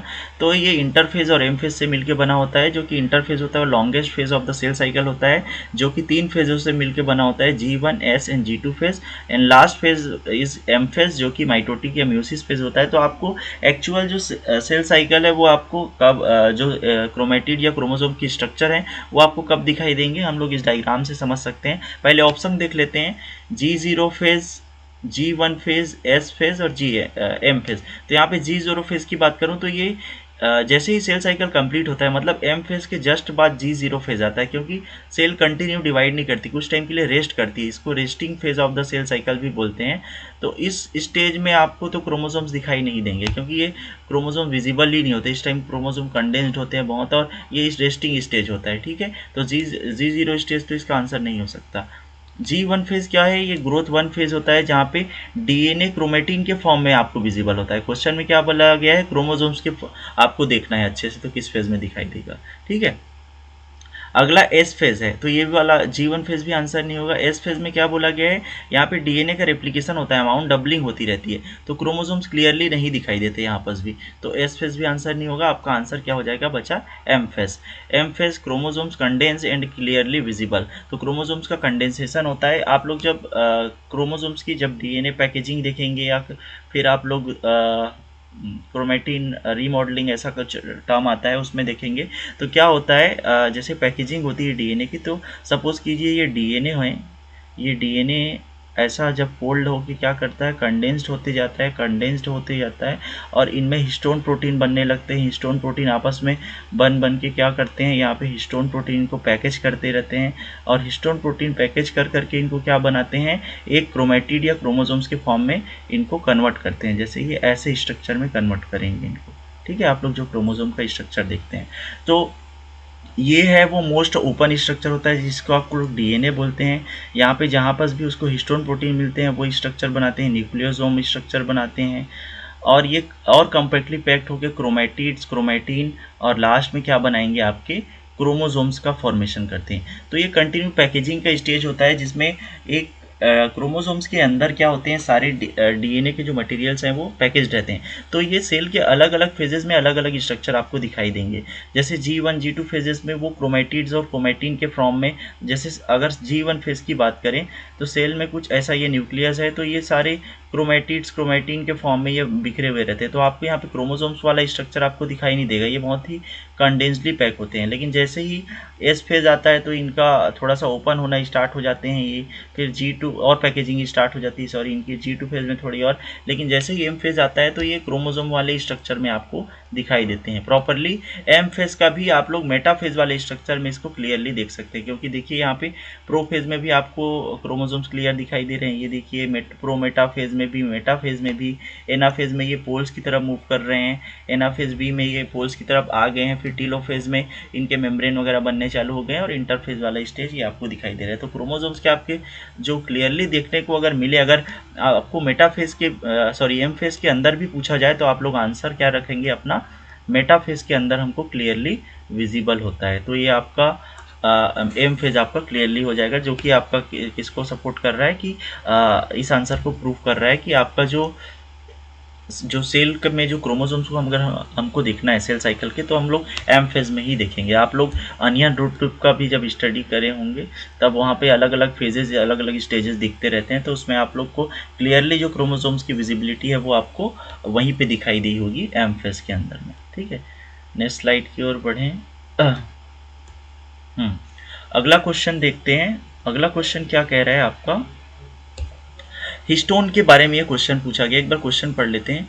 Histone variants play important roles in chromatin function in mammalian cells, which one of the following statement is correct in the context of histone variants. तो हिस्टोन क्या होता है, हिस्टोन की कहानी समझ लेते हैं पहले। हिस्टोन हमारा एक प्रोटीन है जो कि क्या करता है, क्रोमोसोम्स या डीएनए की पैकेजिंग में इन्वॉल्व होता है। हमारा कोई भी प्रोटीन है, कोई भी डीएनए है, उसका ट्रांसक्रिप्शन और ट्रांसलेशन होगा या नहीं, उस पर मतलब कुल मिला के हमारे जो डीएनए और एमआरएनए है, डीएनए से बनने वाला जो एमआरएनए है, इनकी एक्टिविटी किस पे डिपेंडेंट होती है, हिस्टोन की एक्टिविटी पे डिपेंडेंट रहती है। हिस्टोन क्या करता है, पैकेजिंग करता है। अगर हिस्टोन बाउंडेड होगा हमारे डीएनए से, ये सपोज करो हिस्टोन है, ये हमारा डीएनए है और इससे हमारा हिस्टोन प्रोटीन बाइंडेड है, तो ये कॉम्पैक्टली पैक्ड होगा और इसके रीडिंग फ्रेम को क्या करके रखेगा, क्लोज करके रखेगा। तो इस फॉर्म को हम लोग किस नाम से जानते हैं, हेट्रोक्रोमेटिन के नाम से जानते हैं, हेट्रोक्रोमेटिन के नाम से। जिसमें वो क्या होता है, प्रोटीन हमारा सॉरी जो एमआरएनए है हमारा वो इनएक्टिव रहता है, इनएक्टिव कंडीशन रहता है, नॉन ट्रांसक्रिप्शनेबल फॉर्म में रहता है, इसका ट्रांसक्रिप्शन और ट्रांसलेशन नहीं हो सकता। लेकिन जैसे ही हिस्टोन क्रोमेटिन क्या हो जाते हैं, रिमूव हो जाते हैं, तो डीएनए का जो पोर्शन है वो क्लियर हो जाता है। अब इसका क्या हो सकता है, ट्रांसक्रिप्शन और ट्रांसलेशन दोनों हो सकता है। तो ये ट्रांसक्रिप्शनली एक्टिव होता है, ठीक है, इसका सब चीज़ हो सकता है। तो सेल की एक्टिविटी को रेगुलेट करने में ये हिस्टोन प्रोटीन का बहुत इंपॉर्टेंट रोल होता है। और जो हिस्टोन प्रोटीन्स हैं जो बाइंडेड होते हैं उस स्ट्रक्चर, जब हमारे डीएनए से बाइंडेड रहते हैं उस स्ट्रक्चर को हम लोग क्या बोलते हैं, न्यूक्लियोसोम के नाम से जानते हैं। और अगर ये बाइंडेड रहेंगे, कॉम्पैक्टली पैक्ड रहेगा डीएनए, तो हमारा ट्रांसक्रिप्शन और ट्रांसलेशन नहीं होगा और सेल का जो बनने वाले प्रोटीन है वो नहीं बन पाएंगे। तो ये आपको डीएनए दिखाई दे रहा है और ये आपको हिस्टोन प्रोटीन आपको ये दिखाई दे रहे हैं। ये सारे क्या है, हिस्टोन प्रोटीन है। हिस्टोन प्रोटीन क्या होता है, एक ऑक्टामर प्रोटीन होता है जिसमें 4 टाइप के प्रोटीन पाए जाते हैं, उस 4 टाइप के मोनोमर पाए जाते हैं जो जिनके 2-2 कॉपीज प्रेजेंट होते हैं, जिसका नाम यहाँ पे लिखा हुआ है H3H4 H2A H2B, यहाँ आप लोग को क्लियर दिखाई दे रहा होगा। इन सबको कोर हिस्टोन प्रोटीन के नाम से जाना जाता है क्योंकि ये किनारे में प्रेजेंट होते हैं। H3H4 H2A और H2B इनकी 2-2 कॉपी पाई जाती है। ये इस साइड भी इसकी देखिए एक कॉपी प्रेजेंट है, इसकी एक कॉपी, इसकी एक कॉपी, तो इस तरीके से टोटल में 8 प्रोटीन्स यहाँ पे प्रेजेंट होते हैं और ऑक्टामर ये प्रोटीन होता है। तो इनमें से जो किनारे में रहने वाले प्रोटीन्स हैं वो हैं हिस्टोन के H3H4 H2A H2B। तो ये जो आपके कोर प्रोटीन्स हैं ये ही रोल प्ले करते हैं हेट्रोक्रोमेटिन से यूक्रोमेटिन के फॉर्मेशन में। इन्हीं का ही क्या होगा, इन्हीं का ही मॉडिफिकेशंस होते हैं, इन्हीं में ही एसिटाइल ट्रांसफरेज वगैरह एसिटिलीन कुछ ऐड करते हैं या कुछ प्रोटीन ऐसे प्रोटीन ऐड करते हैं जिससे हिस्टोन प्रोटीन क्या हो जाते हैं, रिमूव हो जाते हैं और डीएनए हमारा क्या हो जाता है, ओपन हो जाता है। तो इनको कोर प्रोटीन बोलते हैं। तो जो ही मॉडिफिकेशंस होने हैं वेरिएंट्स का, वो कहाँ होगा, कोर प्रोटीन्स पे ही इनका मॉडिफिकेशन होता है। और ये जो H1 दिख रहा है वो आपका लिंकर होता है, लिंकर हिस्टोन प्रोटीन बोला जाता है, जो कि दो न्यूक्लियोसोम को आपस में कनेक्ट करने का काम करता है। ये न्यूक्लियोसोम दूसरा न्यूक्लियोसोम है, ये पहला न्यूक्लियोसोम, दोनों कनेक्ट करने का काम आपको कौन सा करता है, H1 करता है। तो इनमें जो मॉडिफिकेशंस होते हैं और जो कि यूक्रोमेटिन या हेट्रोक्रोमेटिन का आपस में कन्वर्जन होता है, उसके लिए रिस्पॉन्सिबल कौन होते हैं, कोर हिस्टोन प्रोटीन्स होते हैं, कोर हिस्टोन प्रोटीन होते हैं, ठीक है। और टोटल में 4 कोर हिस्टोन प्रोटीन पाए जाते हैं। कौन कौन से, H3, H4 और उसके अलावा आपके H2A और H2B। तो ये टोटल में 4 कोर हिस्टोन प्रोटीन के वेरिएंट होते हैं जो कि मॉडिफिकेशन में इन्वॉल्व होते हैं। तो आप लोग ऑप्शन देख लेते हैं कि कौन सा इसमें से करेक्ट है। Histone variants have been reported for H3, H4 but not for H2A and H2B। तो H2 और H2B के लिए कोई वेरिएंट नहीं होता, ये बोल रहा है, तो ये गलत हो जाएगा स्टेटमेंट, क्योंकि चारों की में मॉडिफिकेशंस होते हैं और चारों के वेरिएंट्स इसलिए हमको मिलते हैं। Histone variants have been reported for H3 for, इसमें भी नहीं नॉट लिखा है, इसमें भी नॉट लिखा है, ये भी गलत हो जाएगा। आपका ये वाला फोर्थ स्टेटमेंट करेक्ट हो जाएगा। Histone variants have been reported for H3, H4, H2A and H2B। तो इन सब के वेरिएंट्स मिलते हैं। यहाँ पे लिखा हुआ है histone variants exist for all core histone, जितने भी कोर हिस्टोन्स हैं उसके लिए वेरिएंट्स हमको देखने को मिल देते हैं, जो कि कहाँ रोल प्ले करते हैं, play critical role in chromatin remodelling. Remodelling मतलब वही है कि हेट्रोक्रोमेटिन से यूक्रोमेटिन कन्वर्जन। उसके अलावा जीन रेगुलेशन में कैसे जीन रेगुलेट करेंगे, हेट्रोक्रोमेटिन को यूक्रोमेटिन में कन्वर्ट करके, हेट्रो को किस में कन्वर्ट करेंगे, यूक्रोमेटिन में कन्वर्ट कर सकते हैं, ठीक है।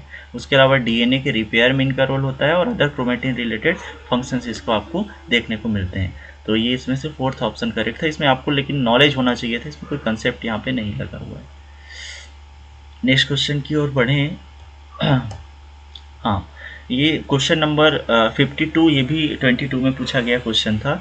ये क्वेश्चन आपका सेल मॉलिक्यूलर सेल बायोलॉजी का क्वेश्चन है, जो कि आपको ग्लाइकोजन सिंथेसिस और ग्लाइकोजन ब्रेकडाउन से पूछा गया क्वेश्चन है।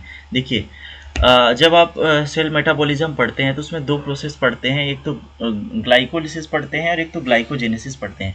तो ग्लाइकोजेनेसिस क्या होता है, ग्लाइकोजिनोसिस, दो प्रकार के ग्लाइकोजन के रेफरेंस में बोलूँ तो दो तरीके से ग्लाइकोजन एक्टिविटी हो सकती है। ग्लाइकोजन का फॉर्मेशन होगा, ग्लाइकोजन का फॉर्मेशन होगा, तो उस प्रोसेस को हम लोग क्या बोलते हैं, ग्लाइकोजेनेसिस बोलते हैं। ग्लाइकोजन का फॉर्मेशन होना, ग्लाइकोजेनेसिस, जेनेसिस मतलब फॉर्मेशन होना, ग्लाइकोजेनेसिस, ठीक है। तो इसमें क्या बनेगा, ग्लूकोज से क्या बनेगा, हमारा स्टोर होगा ग्लूकोज किस फॉर्म में, ग्लाइकोजन के फॉर्म में। तो इस प्रोसेस को हम लोग किस नाम से जानेंगे, ग्लाइकोजेनेसिस के फॉर्म में डालेंगे। दूसरा प्रोसेस क्या होता है, ग्लाइकोजन का ब्रेकडाउन होगा। ग्लाइकोजन किस में टूटेगा, ग्लूकोज में टूटेगा, ग्लूकोज में टूटेगा। तो इस प्रोसेस को हम लोग क्या बोलते हैं, ग्लाइकोजिनोलाइसिस बोलते हैं। ग्लाइकोजन का ब्रेकडाउन, ग्लाइकोजिनोलाइसिस, ये दो प्रोसेस हैं।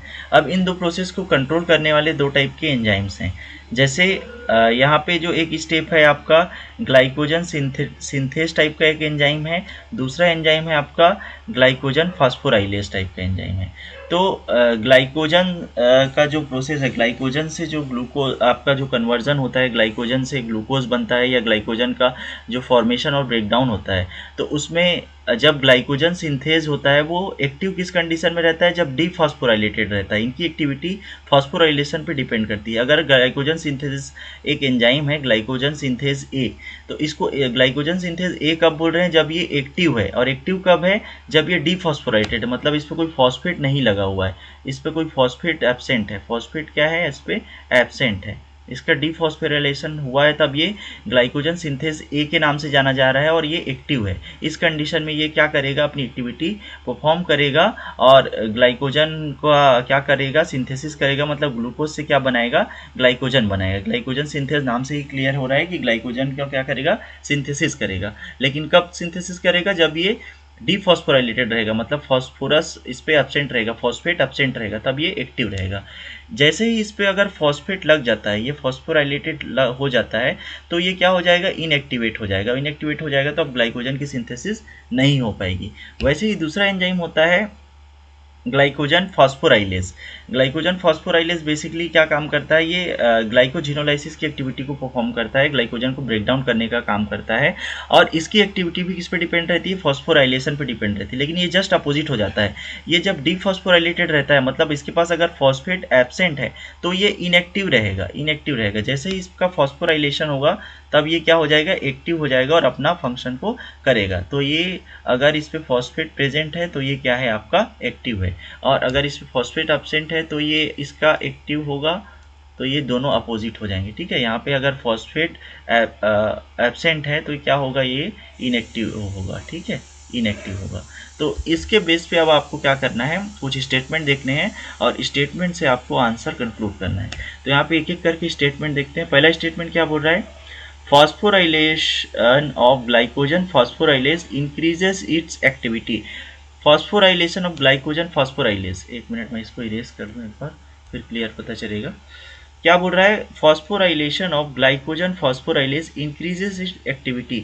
तो ग्लाइकोजन फॉस्फोराइलेज कहाँ है, ये है ग्लाइकोजन फॉस्फोराइलेज। जब ग्लाइकोजन फॉस्फोराइलेज का क्या होता है, फॉस्फोराइलेशन होता है, तब इसकी एक्टिविटी बढ़ती है, मतलब ये एक्टिव रहता है, ऐसा बोल रहा है। तो ग्लाइकोजन फॉस्फोराइलेज है, ये ग्लाइकोजन फॉस्फोराइलेज, जब इसका फॉस्फोराइलेशन हुआ तो अब ये एक्टिव है। तो ये बिल्कुल सही स्टेटमेंट आपको दिया हुआ है, ये बिल्कुल करेक्ट स्टेटमेंट है, ये करेक्ट हो जाएगा। हमको करेक्ट स्टेटमेंट ही सिलेक्ट करनी है, ठीक है। यहाँ पे क्वेश्चन देख लीजिएगा आप लोग। स्टेटमेंट बी क्या बोल रहा है, phosphorylation of glycogen phosphorylase decreases it's activity. तो ये जस्ट उसका अपोजिट बोल रहा है, तो ये स्टेटमेंट गलत हो जाएगा। आप इससे मैच भी कर सकते हैं, जब ग्लाइकोजन फॉस्फोराइलेज का फॉस्फोराइलेशन होता है, ये फॉस्फोराइलेशन, तब ये एक्टिव होता है, इसकी एक्टिविटी क्या होती है, इंक्रीज होती है। इसमें बोला गया है डिक्रीज होती है, तो ये इसके कारण ये वाला स्टेटमेंट गलत हो जाएगा। स्टेटमेंट सी क्या बोल रहा है, फॉस्फोराइलेशन ऑफ ग्लाइकोजन सिंथेज। अब ग्लाइकोजन सिंथेज की बात की गई, तो जब ग्लाइकोजन सिंथेज का फॉस्फोराइलेशन होगा तब इसकी एक्टिविटी क्या होगी, बढ़ेगी, बता रहा है। ग्लाइकोजन सिंथेज में जब फॉस्फोराइलेशन हुआ तो इसकी एक्टिविटी क्या हो गई, इनएक्टिव हो गई, इसकी एक्टिविटी घट गई। और यहाँ पे क्या हो रहा है, बढ़ रही है, बता रहा है। तो ये स्टेटमेंट भी गलत हो जाएगा, ये वाला स्टेटमेंट आपका रॉन्ग हो जाएगा।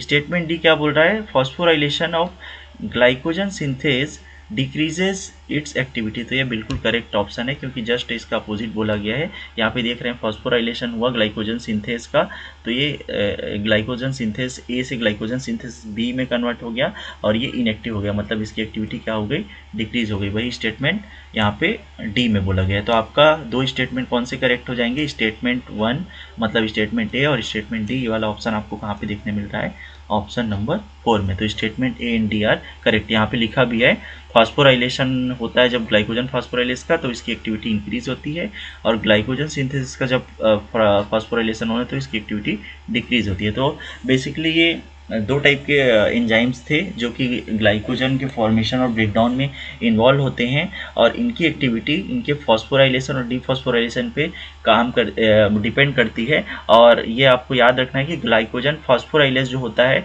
वो फॉस्फोराइलेशन मतलब फॉस्फेट के एडिशन के कारण एक्टिव होता है, इसकी एक्टिविटी इंक्रीज होती है। और ग्लाइकोजन सिंथेस जस्ट अपोजिट हो जाता है, इसका फॉस्फोराइलेशन जब होता है तो इसकी एक्टिविटी डिक्रीज हो जाती है। इस छोटे कॉन्सेप्ट से आप लोग को ये 4 मार्क्स आपको इजीली मिल जाने थे। तो बेसिक से आप लोग समझने, आप बस क्वेश्चन सॉल्व करने का तरीका सीखिए, फिर आपको एक छोटे से कंसेप्ट के बेसिस पे आपको मैक्सिमम मार्क्स आप लोग गेन कर सकते हैं। नेक्स्ट क्वेश्चन की ओर बढ़ें। आई थिंक 2-4 क्वेश्चन और होंगे, फिर यहाँ का सेशन हम लोग कंप्लीट हो जाएगा। क्वेश्चन देखते हैं। क्वेश्चन नंबर 54 क्या बोल रहा है आपका। क्वेश्चन नंबर 54 में लिखा है कोलेजन स्ट्रक्चर के बारे में बोला गया है। The following statements were made to describe typical collagen structure. तो कोलेजन स्ट्रक्चर के बारे में कुछ स्टेटमेंट दिया हुआ है, यहाँ पे आपको ऐसा ऑप्शन सिलेक्ट करना है जिसमें सारे स्टेटमेंट आपको करेक्ट दिखाई दें, ठीक है। तो स्टेटमेंट पहले से पढ़ लेते हैं। ये मैं पहले बेसिक बता दूं कि क्या होता है। इसमें 3 टाइप के आपके प्रोटीन या अमाइनो एसिड्स आपस में जुड़ के क्या बनाते हैं, एक स्ट्रक्चर बनाते हैं, और वो आपस में जुड़ के अल्फा हेलिक्स का फॉर्मेशन करते हैं। और ये अल्फा हेलिक्स 3 अल्फा हेलिक्स आपस में मिलके क्या बनाते हैं, कोलेजन का फाइबर का फॉर्मेशन करते हैं। ये देखिए, तो ये ग्लाइसिन होता है पहला, जो आपको इसमें ऑरेंज कलर का दिखाई दे रहा होगा वो ग्लाइसिन होता है। उसके बाद एक्स और जेड करके ऐसे रिप्रेजेंट किया जाता है कोलेजन को। कोलेजन का स्ट्रक्चर आप लोग जब पढ़ेंगे तो ऐसा स्ट्रक्चर उसका रिप्रेजेंट किया जाता है। ग्लाइसिन एक्स जेड, मतलब पहला वाला होता है वो ग्लाइसिन होता है, दूसरा वाला क्या होता है, एक्स के जगह पे हाइड्रोक्सी प्रोलिन हो सकता है और जेड की जगह पे क्या होता है, प्रोलिन होता है। तो यहाँ पे आपको तीन तीन ये दिखाई दे रहे होंगे अमाइनो एसिड के सीक्वेंस के फॉर्म में। ये आपस में क्या करते हैं, जुड़ के एक सिंगल चेन बनाते हैं अमाइनो एसिड की सीक्वेंस की, जिसको हम लोग अल्फा हेलिकल चैन बोलते हैं, अल्फा हेलिकल चैन बोलते हैं, जो कि क्या होती है, सिंगल चैन होती है। ठीक है, और इसी तरीके से तीन चैन आपस में फ्यूज होते हैं। ये एक और आ गया सपोज करो इसके साथ, और दूसरा कलर ले लेते हैं, ये इसके साथ एक दूसरा आ गया। ठीक है, तो ये तीन आपस में मिलके क्या बनाते हैं, कोलेजन ट्रिपल हेलिक्स बनाते हैं। तीन यहाँ पे हेलिक्स आप लोग को दिखाई दे रहे होंगे।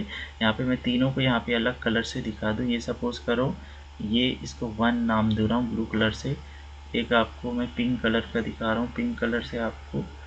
ये आपके दूसरा हेलिक्स है, इसको मैं हेलिक्स 2 नाम देता हूँ, और एक मैं येलो कलर का ले रहा हूँ, येलो कलर का ये हो गया, ये आपका है, ये ट्रिपल हेलिक्स बन गया, इसको मैं 3 नाम दे रहा हूँ। तो इस तरीके से आपके ट्रिपल हेलिक्स आपको यहाँ पे स्ट्रक्चर दिखाई दे रहे होंगे कोलेजन के, और यही ऐसे ही आपस में बहुत सारे मिलकर किसका निर्माण करते हैं, कोलेजन फाइबर का निर्माण करते हैं, जिसका रोल कहाँ पे होता है, कोलेजन फाइबर का रोल होता है आपकी फ्लेक्सिबिलिटी प्रोवाइड करने में। सेल की जो फ्लेक्सिबिलिटी होती है, जो लचीलापन होता है, वो कोलेजन फाइबर के ही कारण होता है। ठीक है, तो इसके बारे में हम देखते हैं। इसके कुछ और नॉलेज मैं आपको बता दूं कि ये जो फाइबर्स होते हैं, जो अल्फा हेलिक्स होते हैं, वो आपस में हाइड्रोजन बॉन्ड से जुड़े हुए रहते हैं। ठीक है, तो इतना कंसेप्ट हम लोगों ने सीख लिया। इसके बेस पे अब स्टेटमेंट देखते हैं, और स्टेटमेंट के बेस पे हम लोग क्या करेंगे, कौन सा स्टेटमेंट या कौन से ऑप्शन हमारे ऑल करेक्ट को शो कर रहे हैं, उसके बारे में हम लोग देखेंगे। तो पहला स्टेटमेंट क्या बोल रहा है, collagen has a triple helical domain structure which consist of 3 distinct alpha chains. तो बिल्कुल सही बोल रहा है, यहाँ पे ट्रिपल हेलिकल डोमेन स्ट्रक्चर होता है, जो कि 3 अल्फा हेलिक्स से मिलकर बना होता है। यहाँ पे देखिएगा ट्रिपल हेलिक्स लिखा हुआ है, और अल्फा हेलिकल चैन जो एक होता है वो 3 डोमेन से मिलकर बना होता है, जिसमें से पहला होता है ग्लाइसिन, दूसरा हाइड्रोक्सी प्रोलिन, फिर प्रोलिन। ये 3 टाइप के पाए जाते हैं। तो इस तरीके से ये वाला पहला स्टेटमेंट तो ट्रू हो जाएगा, हमारा पहला स्टेटमेंट ट्रू हो जाएगा। दूसरा स्टेटमेंट क्या बोल रहा है, the collagen triple helix is stabilised by isoprenyl bonds. ये गलत हो जाएगा, क्योंकि मैंने आपको बताया कि इनका स्टेबलाइजेशन किससे होता है, हाइड्रोजन बॉन्ड के बेस पे होता है। तो ये वाला स्टेटमेंट आपका क्या हो जाएगा, फॉल्स हो जाएगा। अगला स्टेटमेंट देखते हैं, each alpha chain has left handed proline 2 type helix. तो यहाँ पे देख लीजिए, आपको प्रोलीन यहाँ पे प्रेजेंट होता है। तो यहाँ पे बोल रहा है कि अल्फा जो चैन होते हैं उसके पास लेफ्ट हैंडेड पॉलीप्रोलिन 2 टाइप के हेलिक्स मिलते हैं, जो कि इसको फ्लेक्सिबिलिटी प्रोवाइड करने में हेल्प करते हैं। तो ये भी बिल्कुल ट्रू स्टेटमेंट हो जाएगा। उसके बाद अगला देखें, अगला स्टेटमेंट हम लोग, each alpha chain is composed of multiple triplet sequence. देखिए, तो जो ईच अल्फा चैन होता है, एक जो अल्फा चैन है, ये जो अल्फा चैन है आपकी, ये सपोज करो एक अल्फा चैन है, तो इसमें ये तीनों हैं वो क्या होते हैं, 3 सीक्वेंस, 3 ट्रिपलेट सीक्वेंस से मिलके बने होते हैं, जो कि कौन कौन सा है आपका, ग्लाइसिन है, फिर एक्स वाई जेड है। इसको आप कुछ भी लिख सकते हैं, वाई जेड या एक्स जेड जो भी लिख सकते हैं, मैंने एक्स जेड लिखा। तो यहाँ पे एक्स के वाई की जगह में क्या प्रेजेंट है, हाइड्रोक्सी प्रोलिन है, और जेड की जगह पे प्रोलिन प्रेजेंट है। तो यहाँ पे लिखा हुआ है, देखिए, जहाँ पे विच वाई इज कॉमनली प्रोलिन, बिल्कुल सही है, वाई प्रोलिन होता है, और जेड आपका क्या होता है, हाइड्रोक्सी प्रोलिन हो सकता है। तो ये स्टेटमेंट भी बिल्कुल आपका करेक्ट हो जाएगा। तो आपका ये वाला स्टेटमेंट भी ट्रू हो जाएगा। तो आपका स्टेटमेंट बी है वही आपका क्या हो रहा है, फॉल्स हो रहा है। बाकी आपका स्टेटमेंट ए, स्टेटमेंट सी और स्टेटमेंट डी करेक्ट हो जाएगा। तो हमको करेक्ट स्टेटमेंट चुनना था, तो हमारा ऑप्शन नंबर ए बिल्कुल सही हो जाएगा। इसमें ए सी डी स्टेटमेंट आपको करेक्ट हो जाएंगे। यहाँ पे बी क्यों इनकरेक्ट हुआ, क्योंकि हाइड्रोजन बॉन्ड से स्टेबलाइजेशन होता है, ना कि आइसोप्रेनाइल बॉन्ड से। तो ये आपका ये वाला ऑप्शन करेक्ट हो जाएगा। नेक्स्ट क्वेश्चन की ओर बढ़ें। क्वेश्चन नंबर 57, एक मिनट, वेट।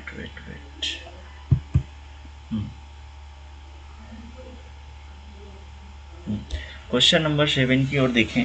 तो क्वेश्चन नंबर 57 क्या बोल रहा है, following statement were made about cell cycle regulation in eukaryote. देखो, मैं बोला था आपको, जो CDK साइक्लिन है, जो सेल साइकिल रेगुलेशन है, वो बहुत ही इम्पोर्टेंट आपका टॉपिक है। देखिए एक ही बार में, एक ही ईयर में दो बार क्वेश्चन इससे पूछ चुके हैं। सेल साइकिल रेगुलेशन में आप लोग CDK साइक्लिन की एक्टिविटी पढ़ते हैं, उससे मैक्सिमम क्वेश्चन आते हैं। तो वो वाला यूनिट आपको प्रॉपर करके जाना है, अच्छे से करके जाना है। मैं कोशिश करूँगा कि CDK साइक्लिन पे ही एक अलग से वीडियो बना दूँ और आपका एक क्लास ले लो, क्योंकि मैं आपने अभी तक जितने ईयर्स, मैंने 4 क्लास इस पे ले चुके हैं और तीनों चारों क्लास में साइक्लिन CDK से क्वेश्चन हमेशा थे।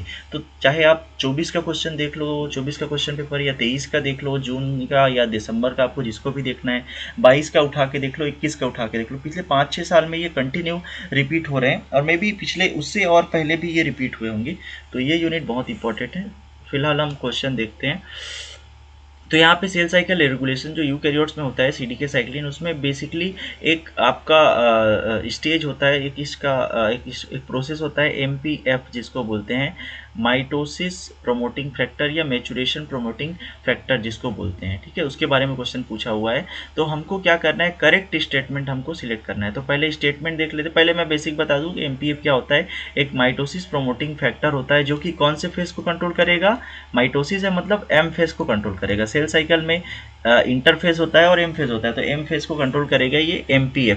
तो इसकी एक्टिविटी कैसे कैसे कंट्रोल होती है वो हम लोग देखते हैं। इसमें बहुत टाइप के प्रोटीन सिनॉल होते हैं, बहुत टाइप के जो प्रोसेसेस होते हैं उसको ये कंट्रोल करता है। तो पहले स्टेटमेंट देख लेते हैं, फिर करेक्ट इनकरेक्ट पे हम पहुंचेंगे। पहला स्टेटमेंट क्या बोल रहा है, activity of maturation promoting factor rises and falls in synchronous with the concentration of cyclin B। एक मिनट में इरेज कर लूँ।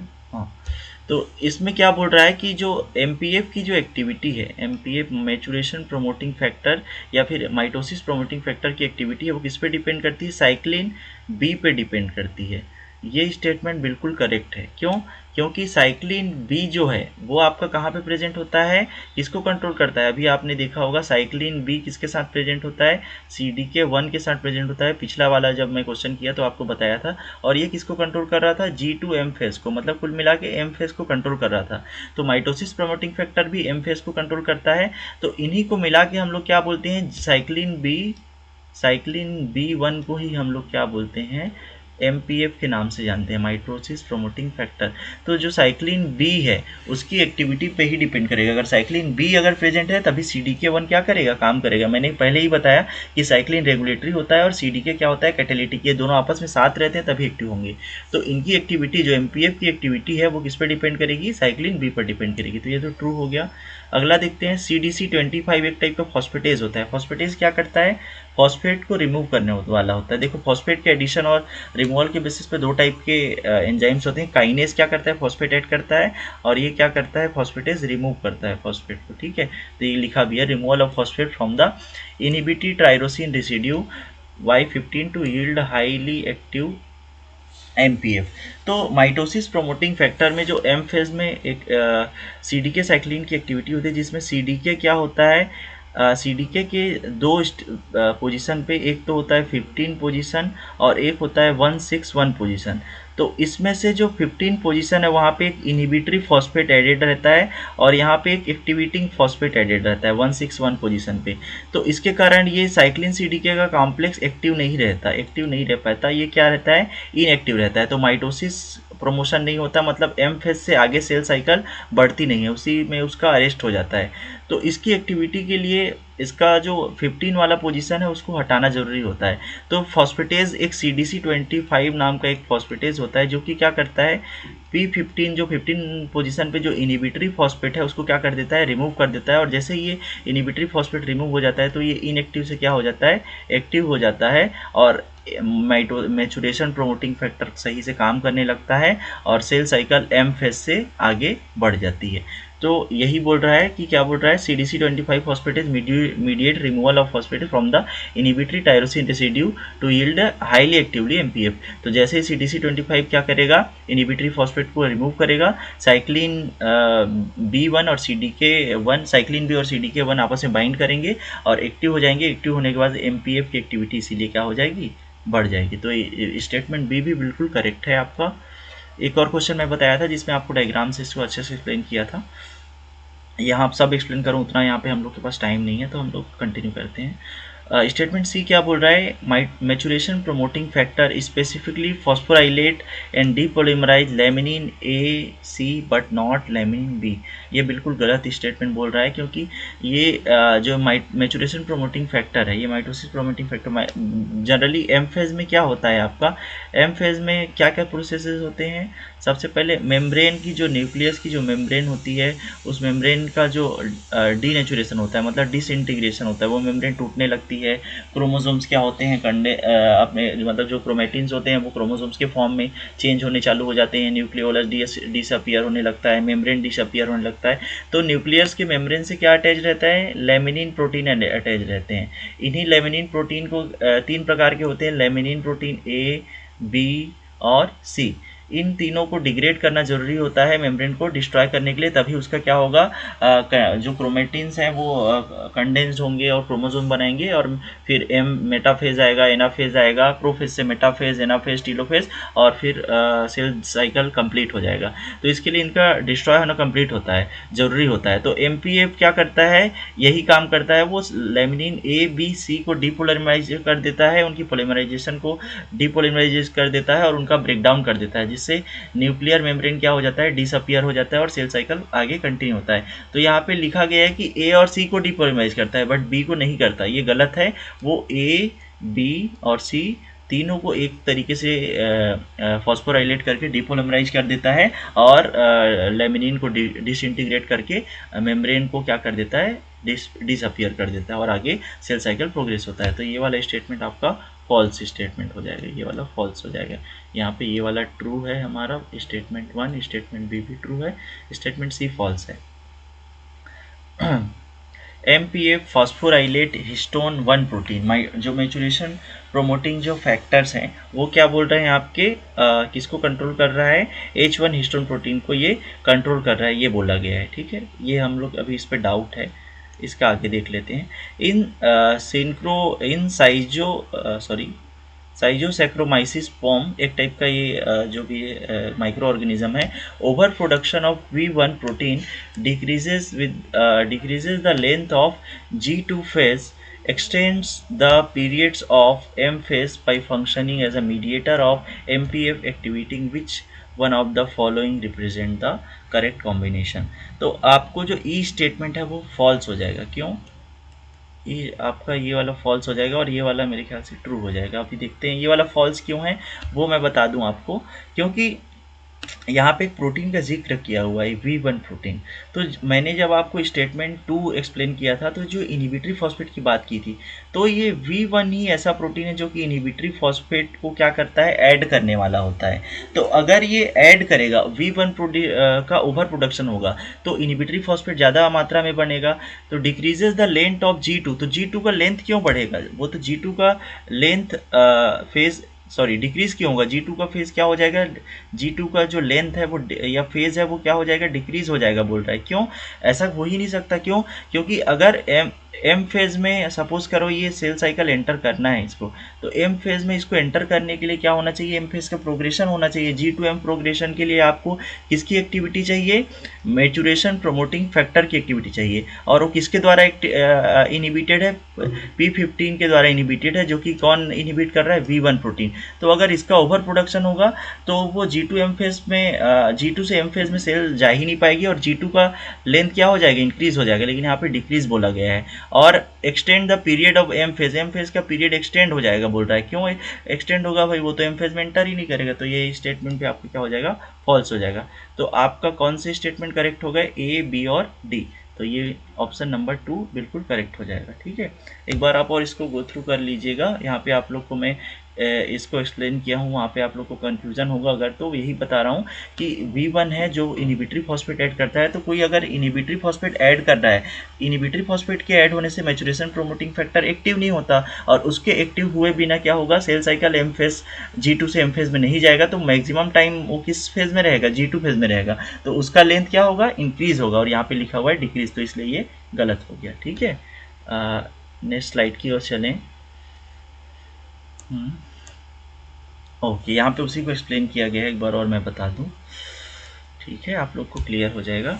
पहला तो करेक्ट है, आप लोग को पता होगा क्यों करेक्ट है, क्योंकि साइक्लिन B1 का रोल होता है। ये देखिए cyclin B1 cyclin B CDK1 के साथ मिलके क्या बनाती है, एक्टिव MPF बनाती है, मैचुरेशन प्रोमोटिंग फैक्टर बनाती है। तो ये बिल्कुल करेक्ट होगा। बी भी करेक्ट है क्योंकि CDC25 एक टाइप का फॉस्फेट है जो कि क्या करता है, इनिबिटरी फॉस्फेट। देखो यहाँ पे सपोज करो यहाँ पे एक इनिबिटरी फॉस्फेट लगा हुआ था, यहाँ पे एक फॉस्फेट लगा हुआ था 15 पोजीशन पे, जो कि क्या कर रहा था, ये इसकी एक्टिविटी को क्या कर रहा था, ये देखो लगा हुआ है, ये एक्टिवेटिंग फॉस्फेट है और इनिबिटरी फॉस्फेट है। ठीक है, तो इनिबिटरी फॉस्फेट को कौन ऐड कर दिया, यहाँ पे CDC25 आके क्या कर दिया, इसको रिमूव कर दिया है। फॉस्फेटेज है ये टाइप को, और इसको ऐड किसने किया था, ऐड किसने किया था, V1 ने ऐड किया था, V1 ने ऐड किया था। तो V1 अगर ज़्यादा प्रोड्यूस हो रहा है, इसका प्रोडक्शन ज़्यादा हो रहा है, तो ये G2 से M फेज़ में नहीं जाने का, ये G2 फेज़ में ही अटक जाएगा। तो इसका जो लेंथ है वो बढ़ जाएगा और इसका लेंथ है वो कम हो जाएगा। तो इसमें स्टेटमेंट ई में इनकरेक्ट बोला था, इसीलिए देखो ये स्टेटमेंट ई में V1 protein extend the G2 phase, G2 phase को एक्सटेंड करेगा, नॉट M फेज़। ठीक है, इनिबिटिंग MPF। क्यों उसका हो रहा है ये, क्योंकि MPF की एक्टिविटी को इनिबिट कर रहा है। ठीक है, और MPF की एक्टिविटी क्यों इनिबिट हो रही है, क्योंकि उस पर इनिबिटरी फॉस्फेट ऐड करने वाला V1 का प्रोडक्शन क्या हो गया है, बढ़ गया। इसका प्रोडक्शन बढ़ा तो ये ज़्यादा मात्रा में क्या ऐड किया, P15 पोजीशन पे इनिबिटरी फॉस्फेट एक्टिव ऐड कर दिया, जिससे हमारा जो MPF है वो क्या हो जाएगा, इनएक्टिव हो जाएगा, इनएक्टिव हो जाएगा। ठीक है, तो ये सारे स्टेटमेंट आप लोग इसमें दिया हुआ है, ये गो थ्रू कर सकते हैं, मैं इसको शेयर कर दूंगा आपके साथ, या यूट्यूब पे आप ये इसको प्ले पॉज करके देख सकते हैं। नेक्स्ट स्लाइड की ओर बढ़ें, इसको इरेज कर देते हैं। हाँ, क्वेश्चन नंबर 58 है। इसके बाद ये आई थिंक 1 या 2 क्वेश्चन और है, फिर आपका सेशन कंप्लीट हो जाएगा। ठीक है, थोड़ा सा 10 मिनट और लगेगा। ठीक है, तो 1 मिनट स्टार्ट कर लेते हैं। Following statement were made about the chromatin remodelling in eukaryotes. Chromatin remodelling क्या होता है मैं पहले ही बता चुका हूँ। क्रोमेटिन के 2 फॉर्म हो सकते हैं, क्रोमेटिन के 2 फॉर्म हो सकते हैं, एक तो एक्टिव फॉर्म हो सकता है, एक तो इनएक्टिव फॉर्म हो सकता है। एक्टिव और इनएक्टिव फॉर्म को हम लोग अलग अलग नाम से जानते हैं। इनएक्टिव फॉर्म को हम लोग हेट्रोक्रोमेटिन बोलते हैं। हेट्रोक्रोमेटिन जहाँ पे उससे क्या होते हैं, हिस्टोन प्रोटीन बाइंडेड रहते हैं और ये ट्रांसक्रिप्शनली इनएक्टिव होता है। एक्टिव के वो हम लोग क्या बोलते हैं, यूक्रोमेटिन के नाम से जानते हैं, जहाँ पे हिस्टोन प्रोटीन क्या हो जाते हैं, रिमूव्ड हो जाते हैं। तो इनकी जो एक्टिविटी है उसको कंट्रोल कौन करता है, क्रोमेटिन में जो प्रेजेंट क्या है, हिस्टोन प्रोटीन। ये आपको हिस्टोन प्रोटीन आपको विजिबल हो रहे होंगे, और ये जो ब्लैक कलर का दिखाई दे रहा है वो डीएनए है। डीएनए ही उसके चारों ओर रैप्ड होता है और एक स्ट्रक्चर बनता है जिसको हम लोग किस नाम से जानते हैं, न्यूक्लियोसोम के नाम से जानते हैं। तो इनकी एक्टिविटी, कोई भी प्रोटीन बनना है या नहीं बन रहा है, वो किस पे डिपेंड करेगा कि वहाँ पे क्रोमेटिन किस फॉर्म में है। अगर यू क्रोमेटिन के फॉर्म में है तो उसका ट्रांसक्रिप्शन और ट्रांसलेशन होगा। सपोज करो यू क्रोमेटिन है तो उसका ट्रांसक्रिप्शन भी हो रहा है, उसके बाद उसका क्या हो रहा है, ट्रांसलेशन भी हो रहा है, और ट्रांसलेशन के बाद वो प्रोटीन बन रहा है। लेकिन अगर हेट्रोक्रोमेटिन है तो वो इनएक्टिव है, तो उसका कोई भी प्रोसेस नहीं होगा। तो इसकी एक्टिविटी किस पे डिपेंड करती है, क्रोमेटिन के पे डिपेंड करती है। तो इसमें कुछ टाइप के अलग अलग टाइप के एंजाइम्स आते हैं, जैसे एक यहाँ पे लिखा होगा HMT। HMT का फुल फॉर्म होता है हिस्टोन मिथाइल ट्रांसफरेज। ये क्या करता है, हिस्टोन पे मिथाइल का ट्रांसफ़र करता है, और ट्रांसफ़र करने के बाद क्या होता है, ये हिस्टोन मिथाइल का ट्रांसफ़र कर दिया तो ये हेट्रोक्रोमेटिन से यूक्रोमेटिन कन्वर्ट करने में हेल्प करता है। ठीक है, और हिस्टोन यहाँ पे इसका दूसरा नाम एक और है, एंजाइम है हिस्टोन डी एसिटाइलेज ट्रांसफरेज। ठीक है, हिस्टोन डी एसिटाइलेज बोलते हैं इसको, हिस्टोन डी एसिटाइलेज या एच-डैक के नाम से जानते हैं। ये क्या करता है, हिस्टोन से एसिटाइल प्रोटीन को क्या कर देता है, रिमूव कर देता है। एसिटाइल को क्या कर देता है, रिमूव कर देता है, और उसकी एक्टिविटी को कंट्रोल करता है। उसके अलावा एक और एंजाइम होता है HAT, हिस्टोन एसिटाइल ट्रांसफरेज। ये हिस्टोन ऐड करता है, हिस्टोन पे क्या करता है, एसिटाइल ग्रुप मतलब आपका CH3COO ये एसिटाइल ग्रुप को क्या करता है, ऐड करने का काम करता है। तो अगर इसका एडिशन करने वाला HAT है और रिमूव करने वाला क्या है, HDAC है। ठीक है, और वैसे ही हिस्टोन में मिथाइल ऐड करने वाला ये है। तो ये सारे जो प्रोटीन्स हैं, जैसे HMT हो गया, HAT हो गया, HDAC हो गया, ये सारे क्या करते हैं, इसकी एक्टिविटी को कंट्रोल करते हैं, और इसी प्रोसेस को हम लोग क्या बोलते हैं, क्रोमेटिन रीमॉडलिंग बोलते हैं। ठीक है, तो इसके बेस पे अब हम लोग देखते हैं इसके स्टेटमेंट्स, और हमको क्या करना है, combination of correct statement select करने हैं। पहला स्टेटमेंट बोल रहा है chromatin remodelling completely altars and slides nucleosome but can not displace it. तो इसमें क्या होता है, सीक्वेंस और जो न्यूक्लियोसोम है उनके पोजीशन को चेंज नहीं कर सकता, ये बोल रहा है, डिस्प्लेस नहीं कर सकता बोल रहा है, तो ये गलत है। क्रोमेटिन रिमॉडलिंग में उसका पोजीशन भी चेंज होता है, उसमें जो सीक्वेंसेज होते हैं वो अल्टर हो जाते हैं, तो ये सारी चीज़ें चेंज हो जाती है। कैन नॉट के वजह से ये क्या हो जाएगा, ये स्टेटमेंट हमारा क्या हो जाएगा, फॉल्स हो जाएगा। अगला स्टेटमेंट देखते हैं, chromatin remodelling is energy driven developmentally regulated active process. तो ये एनर्जी डिपेंडेंट होता है, इसको होने के लिए एनर्जी चाहिए होती है, जो कि रेगुलेटेड होता है, ठीक है, बहुत रेगुलेटेड वे में चलता है। तो ये देखिए यहाँ पे लिखा हुआ है एटीपी डिपेंडेंट क्रोमेटिन रिमॉडलर्स हैं ये, एनर्जी का यूज़ करके क्या करते हैं, इसका रेगुलेशन करते हैं कि इसको एक्टिव रहना है कि इनएक्टिव। तो ये बिल्कुल ट्रू स्टेटमेंट हो जाएगा। Histone acetylation is reversible process, ठीक है, एसिटाइलेशन एक रिवर्सिबल प्रोसेस है। रिवर्सिबल मतलब क्या होगा, फिर से पहले जैसा हो जाए। उत्क्रमणीय और अनुत्क्रमणीय टर्म आपने पढ़ा होगा, रिवर्सिबल और इरिवर्सिबल। तो एसिटाइलेशन भी हो सकता है और डी एसिटाइलेशन भी हो सकता है, in which each direction of the reaction is catalysed by different enzyme, जो कि दो डिफरेंट एंजाइम के द्वारा कंट्रोल होता है। तो यहाँ मैंने यहाँ पे पहले ही आपको एक्सप्लेन किया, एक होता है एंजाइम HAT, जिसका फुल फॉर्म होता है हिस्टोन एसिटाइलेज ट्रांसफरेज, ठीक है, हिस्टोन एसिटाइल ट्रांसफरेज, ये स्टोन पे एसिटाइल लगाता है। और इसको रिमूव करने वाला कौन सा है, HDAC, histone D acetylase, histone D acetylase. D acetylase मतलब एसिटाइल ग्रुप को क्या करने वाला, रिमूव करने वाला एंजाइम। तो ये दोनों प्रोसेस क्या है, ये जो हिस्टोन एसिटाइलेशन वो रिवर्सिबल है। ये क्या करेगा, हिस्टोन ऐड करेगा, और ये क्या करेगा, हिस्टोन पे एसिटाइल ऐड करेगा, और ये हिस्टोन पे एसिटाइल रिमूव करेगा। और ये दोनों अलग अलग एंजाइम के द्वारा कैटेलाइज किए जाते हैं। तो ये भी बिल्कुल आपका ट्रू स्टेटमेंट हो जाएगा। अगला क्या है, in general acetylation of core histone reduces their affinity for DNA and destabilizes the chromatin structure causing transcriptionally repression। तो एसिटाइलेशन से जनरली क्या होता है, कोर प्रोटीन्स का मैंने एसिटाइलेशन या जो भी मॉडिफिकेशन होगा वो कोर प्रोटीन का होगा, ये बोला था, है ना। तो उस पे जो है वो क्या करता है, उसकी एफिनिटी को क्या कर देता है, रिड्यूस कर देता है, कम कर देता है, और डिस्टेबलाइज कर देता है क्रोमेटिन को। और ये तो बिल्कुल सही है स्टेटमेंट, ये बोल रहा है कि अगर एसिटाइलेशन हुआ, एसिटाइलेशन क्या है, एसिटाइलेशन एक ऐसा प्रोसेस है जिसपे हिस्टोन पे एसिटाइल ग्रुप ऐड करते हैं, जिससे हिस्टोन प्रोटीन क्या हो जाते हैं, रिमूव हो जाते हैं, किससे, डीएनए से। और वो किस फॉर्म में आ जाता है, हेट्रोक्रोमेटिन से। हेट्रो से किस फॉर्म में आ जाएगा, यूक्रोमेटिन में आ जाएगा, मतलब उसका वो क्या हो जाएगा, ट्रांसक्रिप्शनली एक्टिव हो जाएगा, तो उसकी एफिनिटी कम हो जाएगी। तो इसमें ये बोला गया है, एक बार पचर हो गया, इसको हटा देते हैं। ये क्या बोल रहा है, जैसे ही एसिटाइलेशन होगा कोर प्रोटीन का, तो क्या होगा, एफिनिटी उसकी रिड्यूस हो जाएगी डीएनए से, और क्या हो जाएगा, वो हट जाएगा। तो ये तो बिल्कुल ट्रू बोल रहा है। अब आगे पढ़ते हैं, एंड डिस्टेबलाइजेज द क्रोमेटिन, क्रोमेटिन को डिस्टेबलाइज कर देगा, ये भी ट्रू बोल रहा है।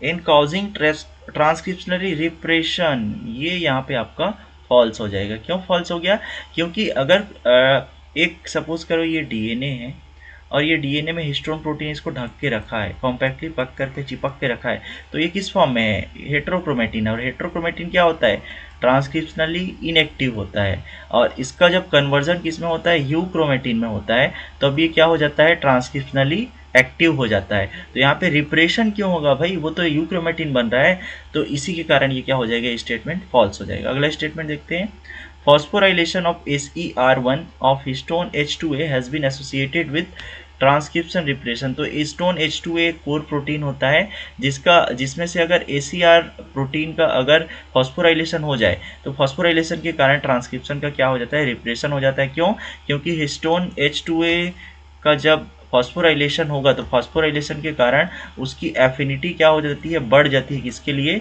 डीएनए के लिए। तो वो और टाइटली बाइंड हो जाता है, डीएनए से वो टाइटली बाइंड हो जाता है, तो वो ट्रांसक्रिप्शनली क्या हो जाता है, इनएक्टिव हो जाता है, उसी को बोल रहे हैं रिप्रेस हो रहा है करके। तो ये स्टेटमेंट बिल्कुल करेक्ट हो जाएगा।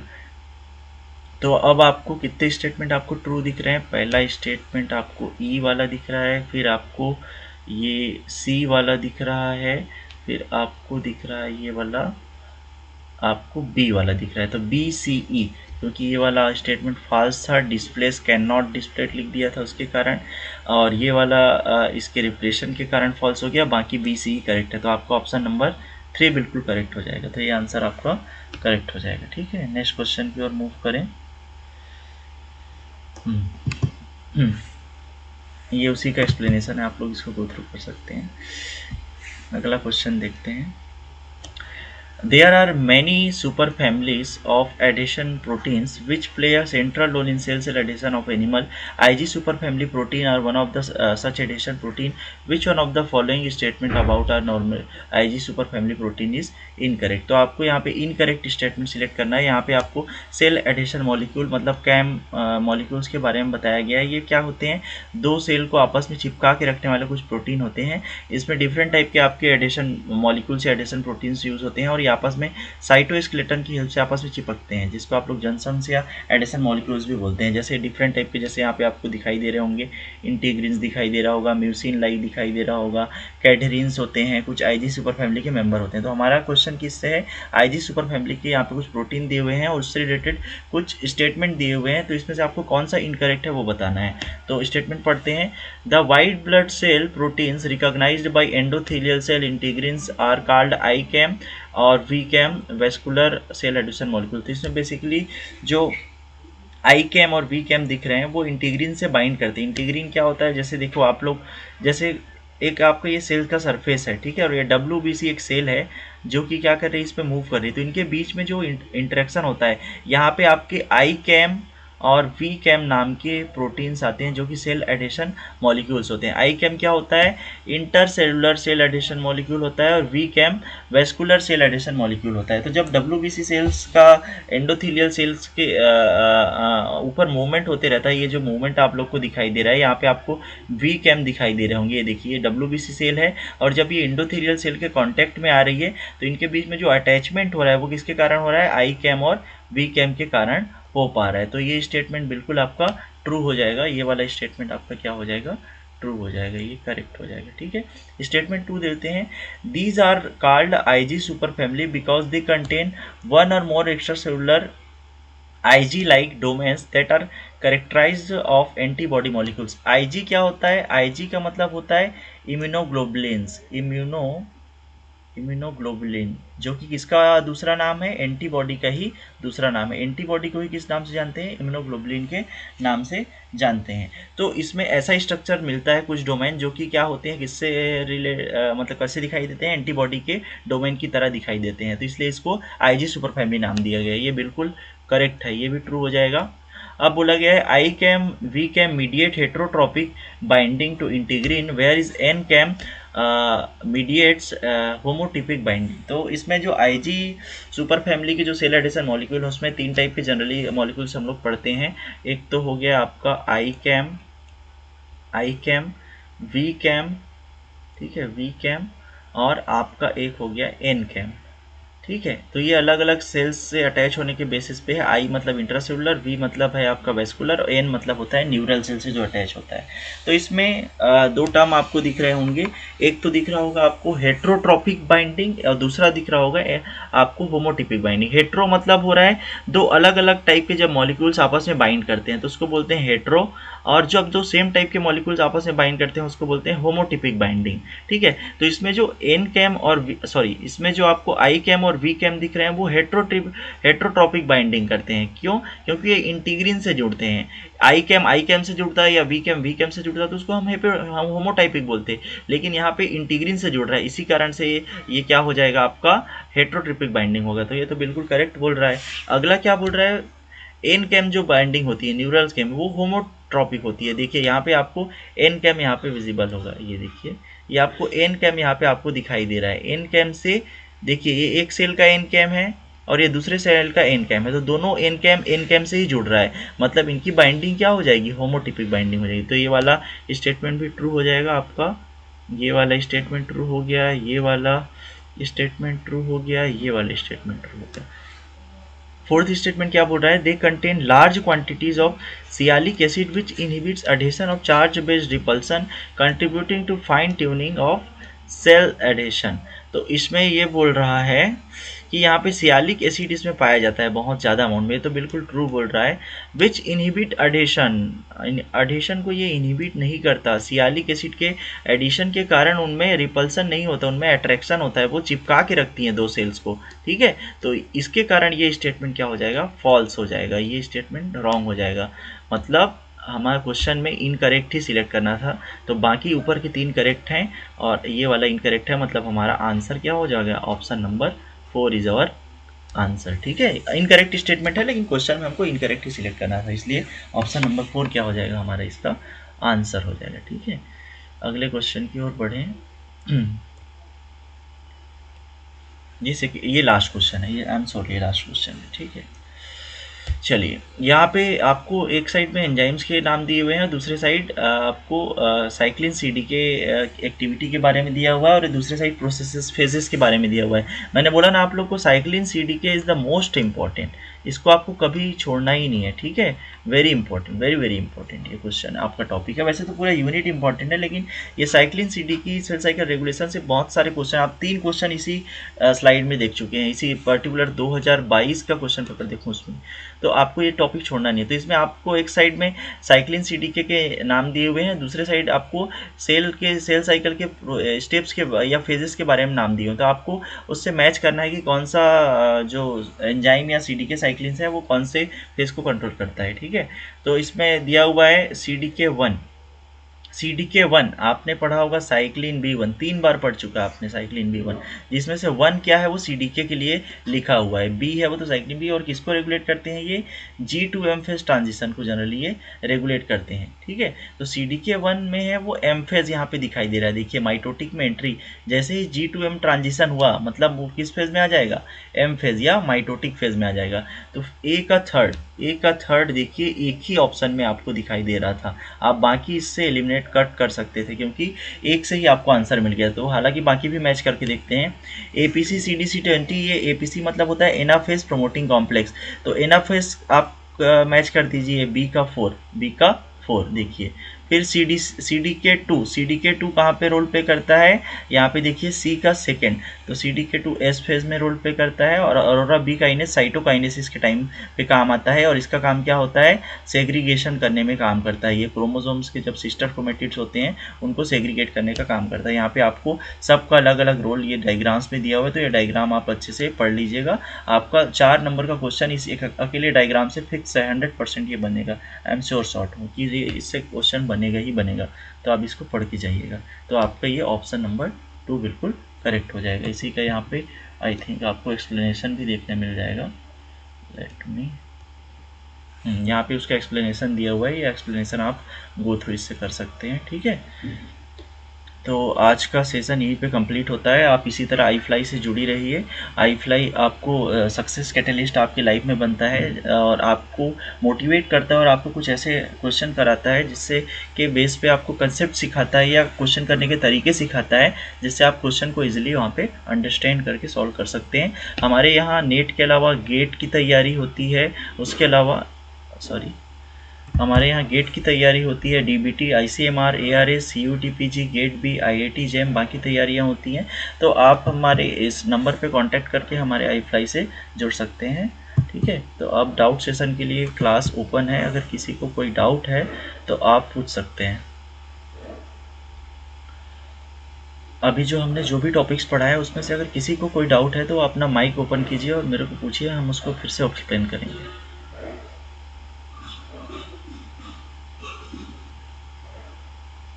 डाउट कॉलेजन वाला दोबारा बता दीजिए।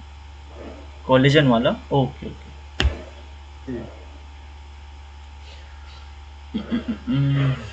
देखते हैं कॉलेजन, ओके दिस स्लाइड, ठीक है, इसको हम एक्सप्लेन कर देते हैं। इसमें बेसिकली कोलेजन स्ट्रक्चर के बारे में क्वेश्चन पूछा गया है। अरे सॉरी, हाँ, इसमें कोलेजन के स्ट्रक्चर के बारे में पूछा है। कोलेजन क्या होता है, एक फाइबर है, एक स्ट्रक्चर है जो कि आपके बॉडी को फ्लेक्सिबिलिटी प्रोवाइड करता है, आपकी बॉडी का लचीलापन जो होता है उसके लिए रिस्पॉन्सिबल होता है। तो कोलेजन के स्ट्रक्चर की बात करें तो कोलेजन के स्ट्रक्चर में जो ट्रिपलेट फॉर्म में 3 हमारे आपको अमाइनो एसिड्स के चैन अमाइनो एसिड्स मिलते हैं जो कि आपस में फ्यूज़ होके एक अमाइनो एसिड का सीक्वेंस या अल्फा हेलिकल चैन का फॉर्मेशन करते हैं, जिसका स्ट्रक्चर हम लोग शॉर्ट फॉर्म में लिखें तो ग्लाइसिन का स्ट्रक्चर ऐसे लिखा जाता है, ग्लाइसिन YZ करके लिखते हैं, जिसमें से Y वाले पोजीशन पे जनरली आपका हाइड्रोक्सी प्रोलिन देखने को मिलता है और Z वाले पोजीशन पे आपको प्रोलिन देखने को मिलता है और शुरू वाले पोजीशन पे आपको ग्लाइसिन देखने मिलता है। ये टिपिकल स्ट्रक्चर होता है, ये आपको याद ही करना पड़ेगा, ठीक है। तो ऐसे अमाइनो एसिड सीक्वेंस से आपस में क्या कहलाते हैं, इनको जब आपस में जुड़ जाते हैं तो इसको हम लोग अल्फा हेलिकल चैन के फॉर्म में इनको जानते हैं। और ग्लाइकोजन के स्ट्रक्चर में इस तरीके के 3 अल्फा हेलिकल चैन आपस में फ्यूज होते हैं। ट्रिपलेट क्या बनाते हैं, यहाँ पे कोलेजन ट्रिपल हेलिक्स का फॉर्मेशन करते हैं और ये ट्रिपल हेलिक्स आपस में बाउंड होकर क्या बनाती है, अल्टीमेटली कोलेजन फाइबर का फॉर्मेशन करती है जो कि हमको टेंसिटी प्रोवाइड करती है। और इन जो अल्फा हेलिकल चैन, जो सिंगल अल्फा हेलिकल चैन है, ये ट्रिपल हेलिकल चैन जब बनाती है तो इनके बीच में जो इनका स्ट्रक्चर स्टेबलाइज होता है, इनके में जो बॉन्डिंग होती है वो हाइड्रोजन बॉन्डिंग के कारण इसमें पाई जाती है। इसके बीच में क्या पाए जाते हैं, हाइड्रोजन बॉन्ड्स पाए जाते हैं जो आपस में चिपका के रखते हैं। तो यहाँ पे स्टेटमेंट आपको दिए गए थे जिसमें से आपको क्या करना था, करेक्ट स्टेटमेंट, ऐसा कॉम्बिनेशन सिलेक्ट करना था जिसमें सारे करेक्ट स्टेटमेंट लिए गए हों। तो हमने यहाँ पे सारे स्टेटमेंट एक एक करके देखे, जिसमें से पहला स्टेटमेंट बोल रहा था ट्रिपल हेलिकल है और 3 डिस्टिंक्ट अल्फा हेलिकल चैन है। तो ये बिल्कुल यहाँ पे आपको टिपिकल इसके स्ट्रक्चर का ही बात है, तो ये बिल्कुल आपका ट्रू था। यहाँ पे बी में बोला गया था कि कोलेजन का ट्रिपल हेलिक्स स्टेबलाइजेशन है वो आइसोप्रेनाइल बॉन्ड से होता है। तो मैंने यहाँ पे आपको क्लियर किया था कि हाइड्रोजन बॉन्ड के कारण इनकी जो बॉन्डिंग होती है वो होती है, ना कि आइसोप्रेनाइल के कारण। तो इस कारण ये फॉल्स हो चुका था।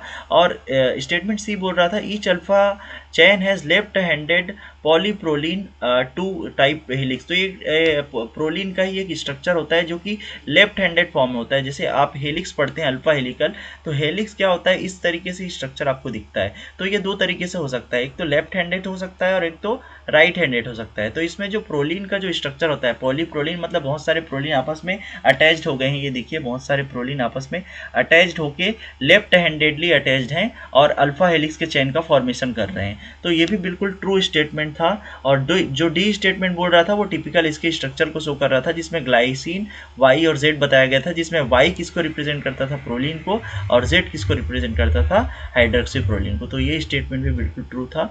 तो इसका आंसर हमारा कौन सा था, आंसर नंबर 1, जिसमें ACD करेक्ट था। ओनली आपका जो बी स्टेटमेंट था वो आपका क्या था, इनकरेक्ट स्टेटमेंट था। आई थिंक अब ये क्लियर होगा।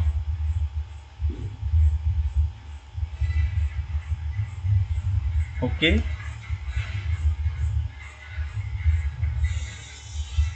ओके। ओके, किसी को कोई और डाउट है तो पूछिए। Hello sir. हाँ हेलो। सर जो फर्स्ट क्वेश्चन आप बताए उसमें जो प्रोटीन ER पर बनता है वो वेसिकल के माध्यम से सेल से बाहर जाते हैं ना। ये होता है, देखो प्रोटीन का जो सिंथेसिस होता है 2 तरीके से हो सकता है। सीक्रेटरी हो सकते हैं कुछ प्रोटीन जो कि एक्सोसाइटोसिस एंडोसाइटोसिस करते हैं, लेकिन जब मेम्ब्रेन ट्रैफिकिंग हम पढ़ते हैं तो एक प्रोसेस होता है जिसमें हम लोग 2 टाइप के, अगर ER से गोल्जी बॉडी में जाता है तो उसको रेट्रोगेट ट्रांसपोर्ट बोलते हैं, अगर उल्टा आता है तो एंटीरोगेट ट्रांसपोर्ट बोलते हैं, है ना। तो उसको वापस आने के लिए अगर गोल्जी बॉडी में कोई प्रोटीन चली गई है, क्योंकि प्रोटीन कहाँ पे बनती है, एंडोप्लाज्मिक रेटिकुलम पे बनती है। तो अगर कोई प्रोटीन है उसको एंडोप्लाज्मिक रेटिकुलम में ही रहना है, लेकिन वो गलती से गोल्जी बॉडी में चला गया है, तो उसको रिटर्न होने के लिए उसके पास एक सिग्नल सीक्वेंस होता है जिसको बोलते हैं केडेल, जो कि एक अमाइनो एसिड का सीक्वेंस है। अगर उस प्रोटीन के पास केडेल सीक्वेंस है तो वो रिटर्न हो जाएगा कहाँ पे, एंडोप्लाज्मिक रेटिकुलम में। तो एक उस रिसर्चर को बेसिकली मेम्ब्रेन ट्रैफिकिंग कहाँ पे देखना था, एंडोप्लाज्मिक रेटिकुलम के अंदर में स्टडी करना था। तो इसीलिए वो वापस क्या हो गया, रिटर्न होगा। तो इसको आइडेंटिफाई करने के लिए उन्होंने एक्सपेरिमेंट किया था। Okay okay sir. और किन्हीं को कोई डाउट है?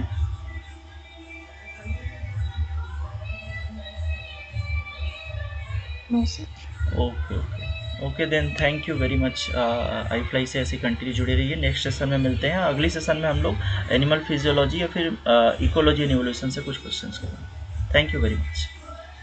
Thank you sir. Thank you sir.